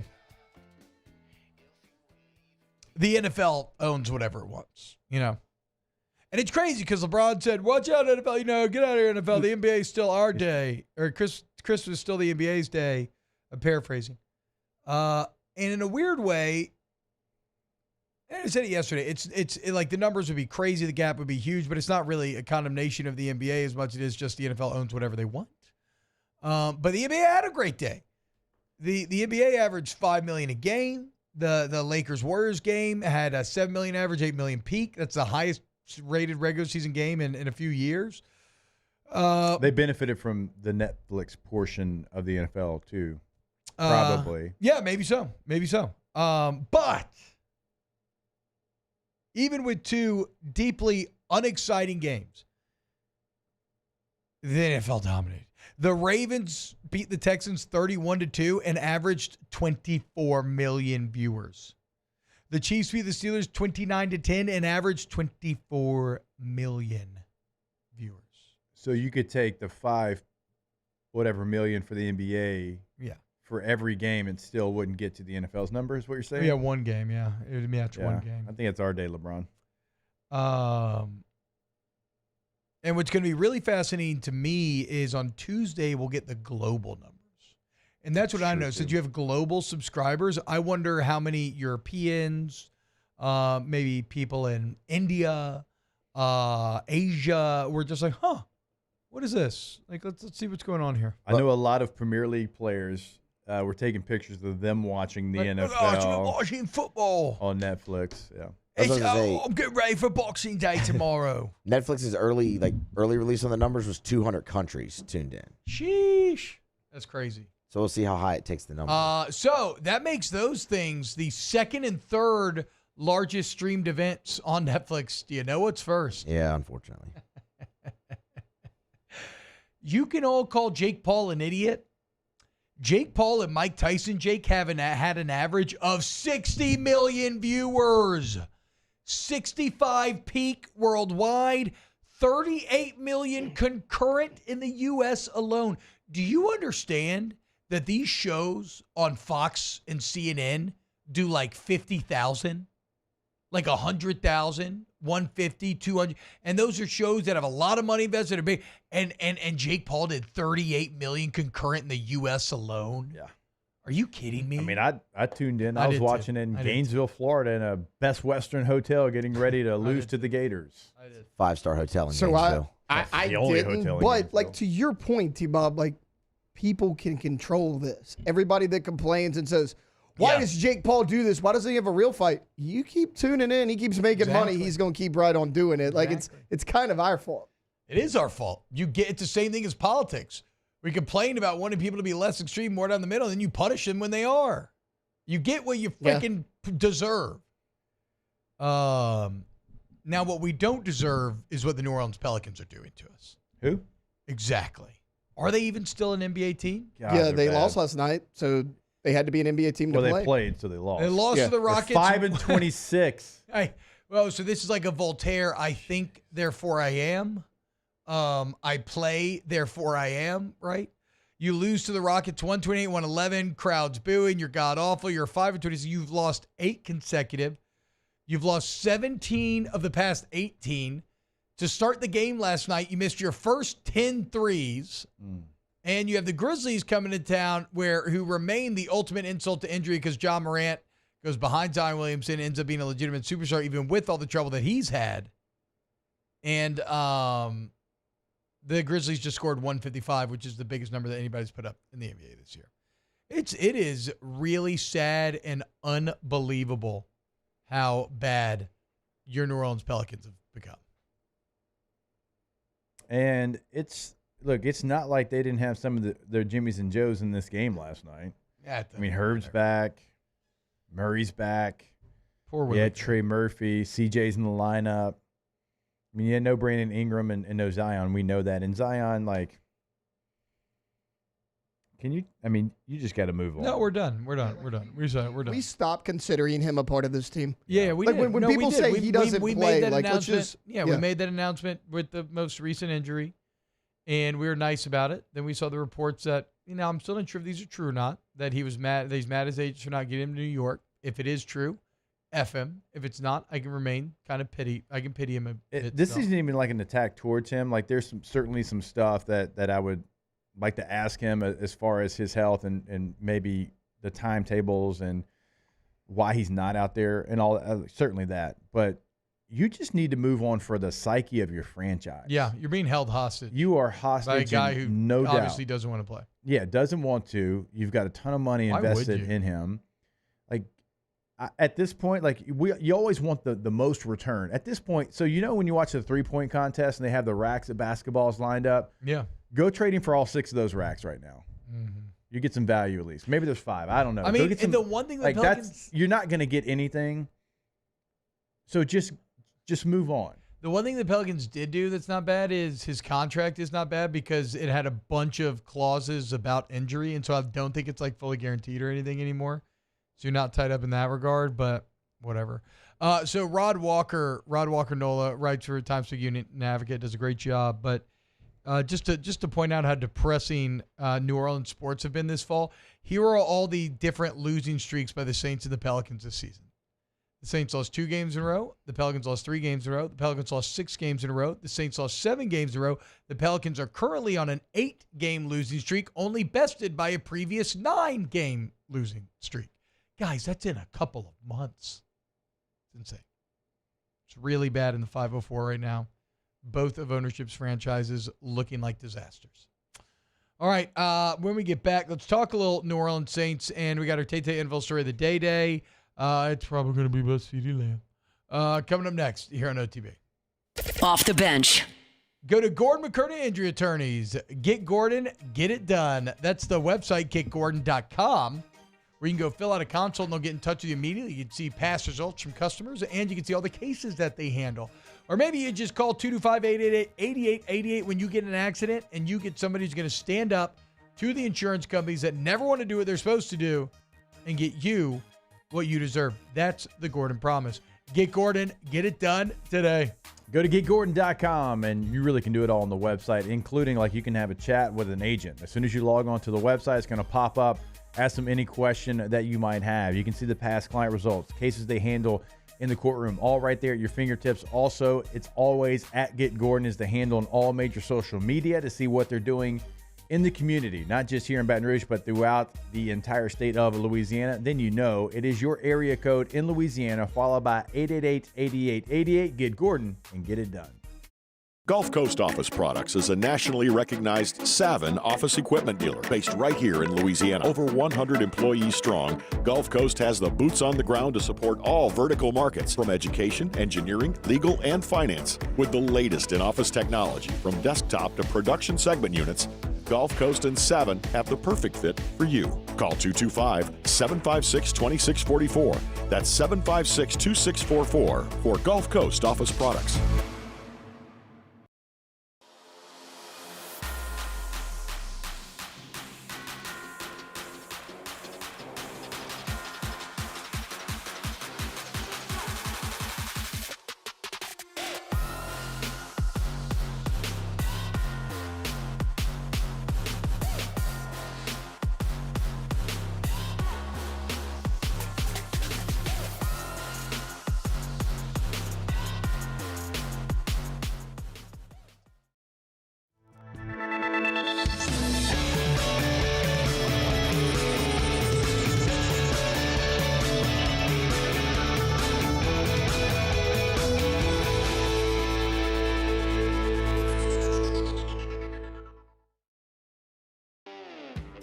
Got chores that need some extra muscle, but a large piece of equipment is overkill? That's what John Deere compact utility tractors were made for. Powerful enough for the work you need to do.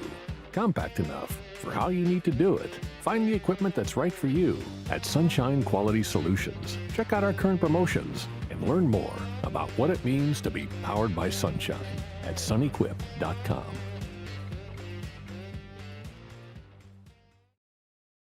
Jerry and Benny Payne began Central Plumbing Company out of their driveway in Tanglewood Subdivision. 50 years later and 4 generations down the road, we continue to serve Baton Rouge and the surrounding areas for all of their plumbing needs. Residential, commercial, industrial, or hospitality, Central Plumbing is here 24/7, 365. We want to thank our customers, family, and friends for 50 years of success. And looking forward to 50 more. Dylan Cruz here to tell you about Six Rings Baseball and Softball Camp. If you live on the North Shore and play ball, go to Six Rings Camps with former LSU assistant coach Dan Canaveri. His knowledge is second to none, and your child will improve and have fun doing it. Camps were held at Coquille Park and Six Rings Academy in Covington with 4 sessions over the summer. Full day and morning only sessions are available from ages 7 to 13. Go to sixringsbaseball.com or call 985-206-9096. Learn the game to love the game. Breck teamed up to reimagine your parks, and you imagined big. With your help, we went to work, creating 12.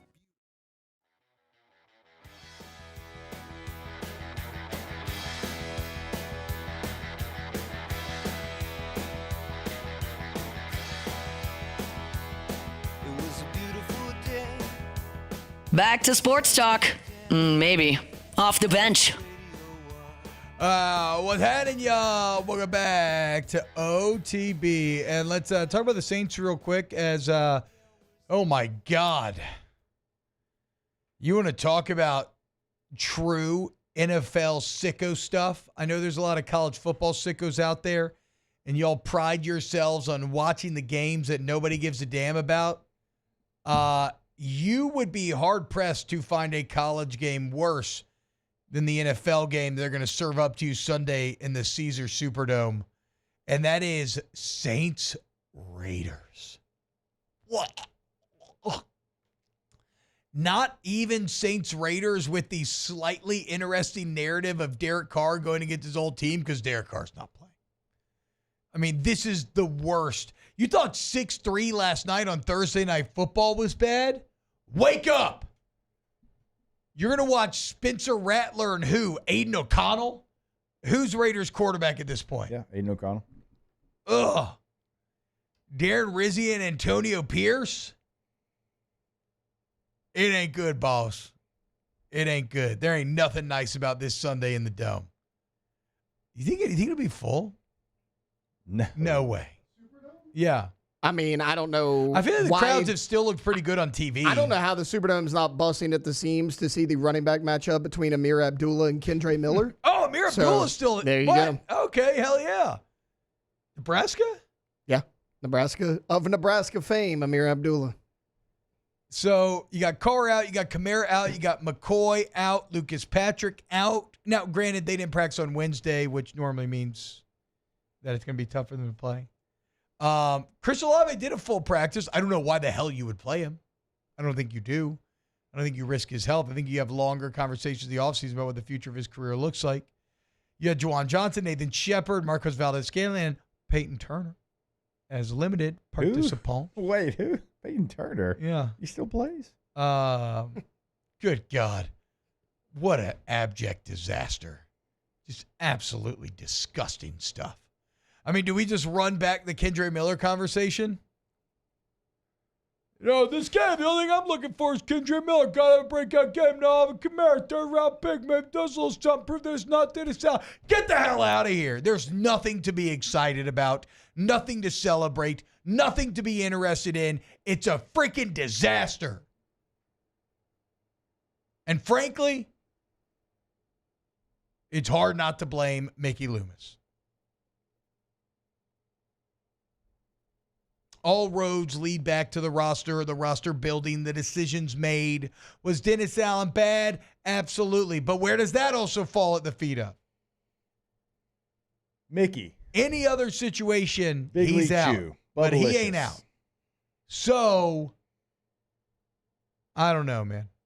Like, the Saints and Pelicans are disasters. Both one and the same.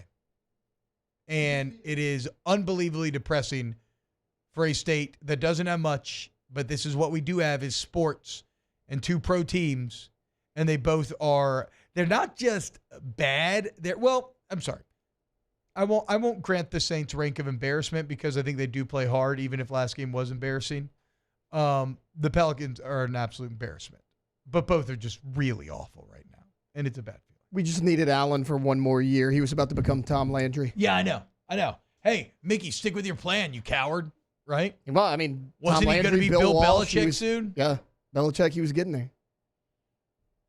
Ugh, disgusting. Spit on the ground when I think about these franchises right now. I have nothing to say in the game. Maybe Spencer Rattler will do something exciting, and you'll feel good about him. Make no mistake, guys. If you are someone who complained about this new generation of Saints fans being soft because all they knew was winning and great offense, make no mistake. If you think people hopped on the bandwagon, make no mistake. The culling is coming. We're going to see who really loves the Saints because they love the Saints. Because this is dark on Sunday. Ugh. The old Derek Carr Bowl. Without Derek Carr. The old Foster-Moreau Bowl. Oh, with Foster. There we go. Jake found the one storyline. Congratulations. Good job. Proud of you. Anyway. Yeah, it's bad. It's bad. Go to Pinnacle. Oh, sorry. I was just going to say the worst part about it, I do think, is that you can't see the improvement in sight because you just don't believe it's going to happen. To your point about Mickey Loomis, like you just don't think it's going to happen. Yeah, the same guy that got you here.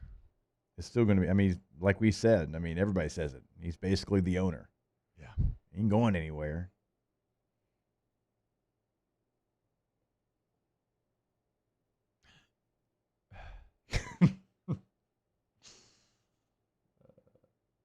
Go to Pinnacle Exterior Construction, PECbuilt.com, PECbuilt.com for all your outdoor construction needs. You want to make the backyard of your dreams a reality? Well, that's where Pinnacle comes in. Maybe it's a custom pool. Maybe it's a spec pool. Maybe it's a bigger, better fence. Maybe it's bulkheads. Maybe it's pergolas. Maybe it's an outdoor living area, outdoor kitchen. Maybe it's surf. Maybe it's a putting green. All of this and more. Pinnacle's your answer, okay? And really, it's the artisanship, the execution of the design, all the way from design through cleanup. It's just next level, man. So we like to say that here at Pinnacle, we build the spaces, you build the memories, and that's what this is all about.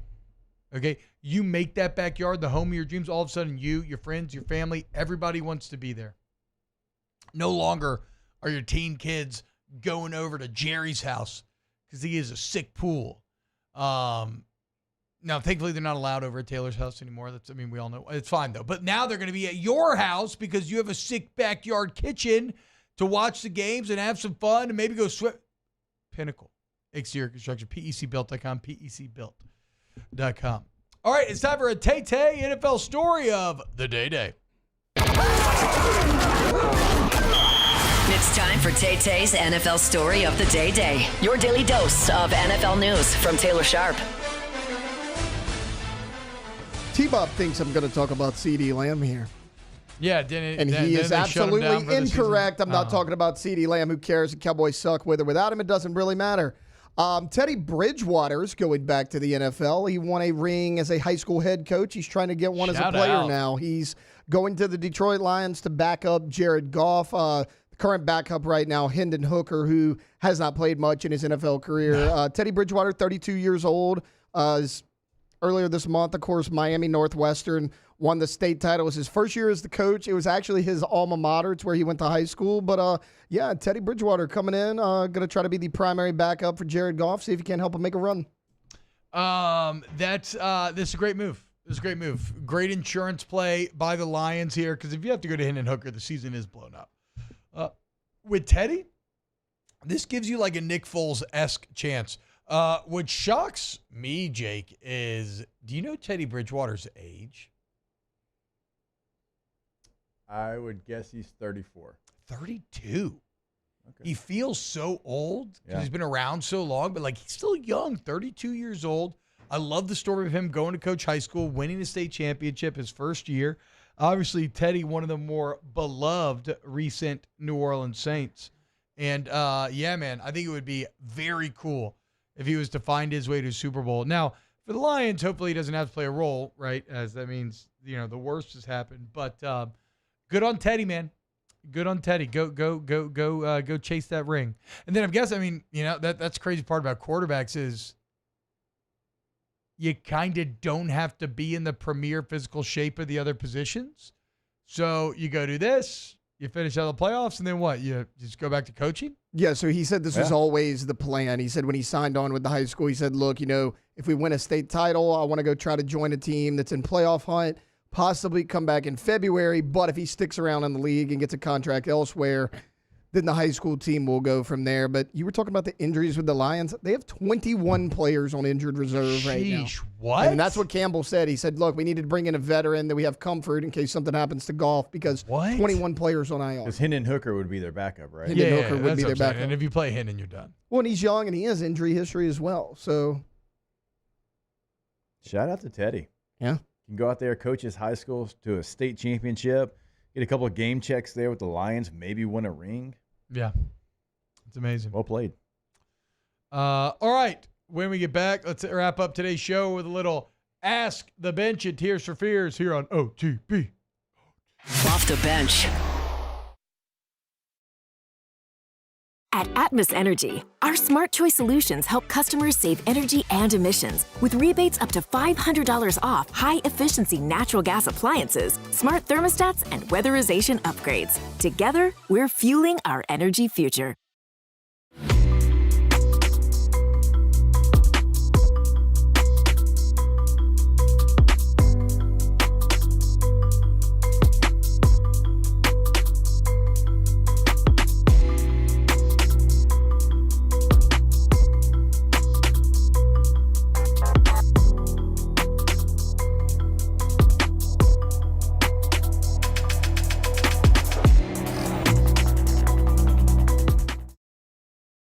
Looking for the ultimate game day experience? Come to the Queen Casino in Baton Rouge. Savor game day platters and snacks, plus drink specials at 1717 Kitchen and Cocktail. So come out for game day and let our team make you the MVP. The Queen Casino, where every moment is a win.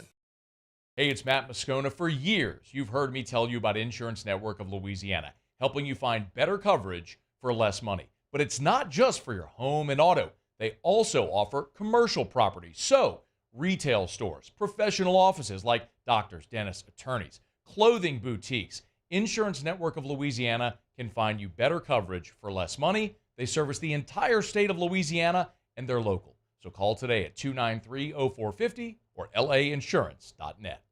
Gulf Coast Office Products is a nationally recognized Savin office equipment dealer based right here in Louisiana. Over 100 employees strong, Gulf Coast has the boots on the ground to support all vertical markets, from education, engineering, legal, and finance. With the latest in office technology, from desktop to production segment units, Gulf Coast and Savin have the perfect fit for you. Call 225-756-2644. That's 756-2644 for Gulf Coast Office Products. I've been doing business with Luba for 25 years. They're dependable, trustworthy. It's just the attention to detail with our clients. Our folks have years and years of experience. They're highly trained professionals. But many companies have that asset. What I'd like to think makes Luba a bit different is that we use those talents in a way that truly is dedicated to serving the needs of the folks who depend on us. Jerry and Benny Payne began Central Plumbing Company out of their driveway in Tanglewood subdivision. 50 years later and 4 generations down the road, we continue to serve Baton Rouge and the surrounding areas for all of their plumbing needs. Residential, commercial, industrial, or hospitality, Central Plumbing is here 24/7, 365.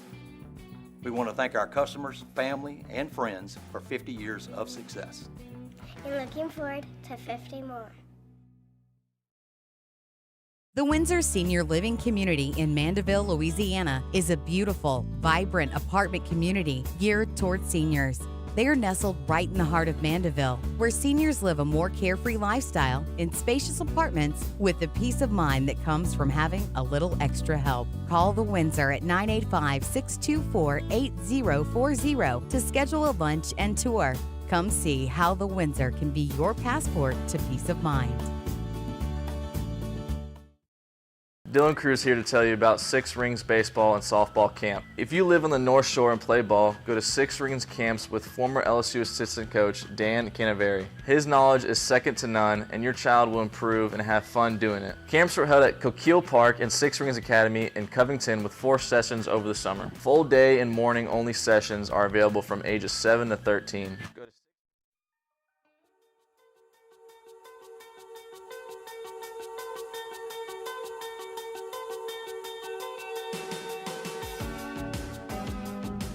Welcome in to the best morning sports-ish show around. Off the Bench with Hester and T-Bob.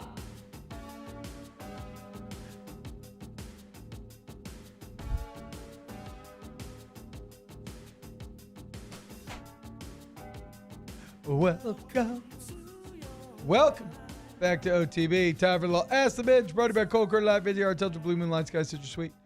Ask the Bench fruitcake, yes or no? I don't know. I've never had it, to be honest. Nah. Pop culture says no. But then why do people send it? Because it keeps well? Maybe. I don't think it's just like tradition. But I mean, look, at the end of the day, I like to. Okay? Ask the Bench. What ESPN talking head cries the most if Texas and Georgia lose? Well, I mean, the whole SEC network would be in a bad spot. Peter Burns. Yeah, I was about to say PB and company would be in a bad spot. It'd be PB. For sure. Yeah, it'd be PB. Without question, actually, I think. On this station, Hunt Palmer. No doubt. Ask the Bench. Oh, yeah, that's right. Yeah, Hunt. I didn't think about it. Like, if those teams lose, like, typically I see the same people because I'm doing Sugar Cotton Championship, which is Peach Bowl, and, like, typical, like, it's me, Doring, and PB. Yeah. If they lose, they won't be there, which is kind of weird to think about. Ask the Bench. Does Tony Gibson lead Marshall to back-to-back Sun Belt championships and a playoff berth next year? That's no. It's negative. Ask the Bench. They'll be okay. Do you know of any other player that got the same head coach fired from 2 different teams besides Carr? Got him. Ooh, that is very funny. That is a fun little trivia nugget. It is. Ask the Bench, is Brian Kelly overpaid? Actually, no. If we look at contracts, he's not that highly paid. Has he fallen out of the top 10? He's hovering. I don't think he's falling out of the top 10. He's hovering out. He's hovering and falling out. He's like 8 or 9. So maybe I would say maybe slightly overpaid based on results, but not as overpaid as you actually think. Ask the bench. There was too much sports talk today. Did y'all get a stern talking to for mailing it in yesterday? No. Hell no. Huh? Somebody telling us what we can talk about. No, that is one thing I love about Guarantee is there's never been any content. The closest thing that gets to that is due to trying to generate YouTube algorithm pleasure. We do have to do a Saint segment, LSU segment. Yeah, I think I fuss at T-Bob more than anybody. Yeah, but that's not a big deal because we should do that stuff anyway. Eli Holstein coming back to Pitt. Yeah. Hey. That came out about 25 minutes ago. Good for local Pitt. guy, local player. It's had a big good for year Pitt. when he was healthy. Ask the bench, why is Scum better than DayZ? I don't know what Scum is. And I never played DayZ. Is that? No. Ask the bench. God, JV, you're really on this Marshall stuff. Ask the bench, did you ever ride in Peter Diakowski's Firebird? Yes. I did not. Is that what he called it? No, he had a Firebird. It's a type Oh. of vehicle. What? In. You know what a Firebird is? No, I thought you said on. I don't know. Yeah, there's Canadians. No. Ask the bench. That's a reach. Is and not around. Nice. There we go. Look at you. Well done. Look at you. Well done. Okay, I don't like some of these questions. Here we go.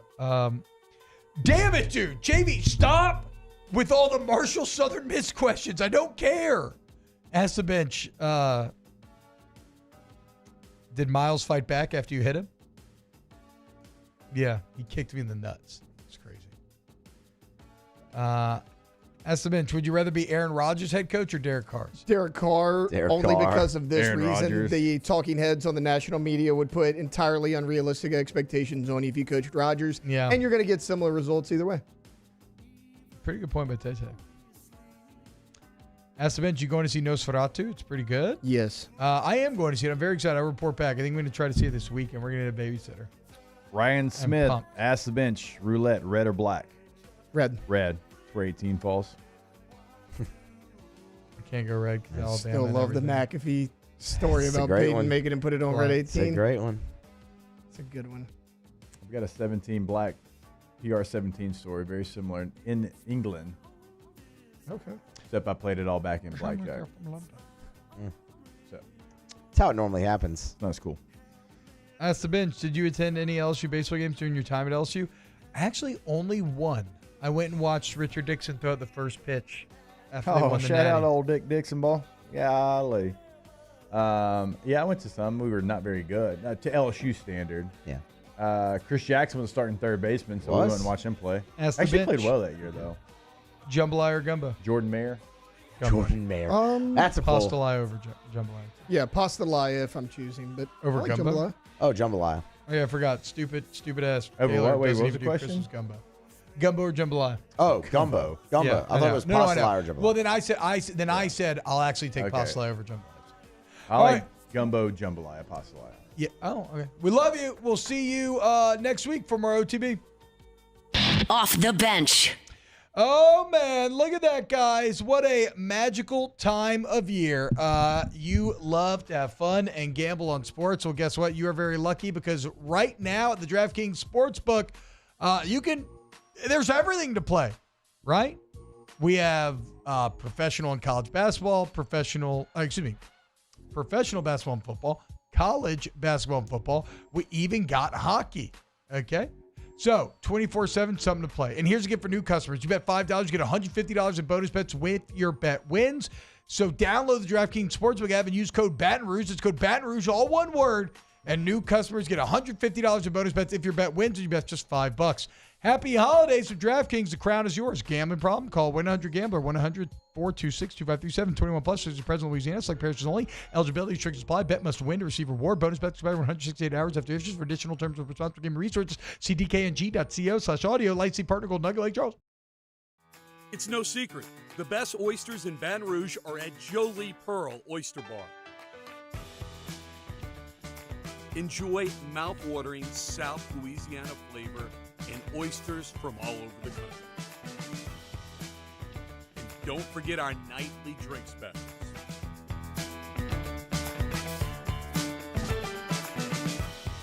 Jolie Pearl Oyster Bar, located in downtown Baton Rouge.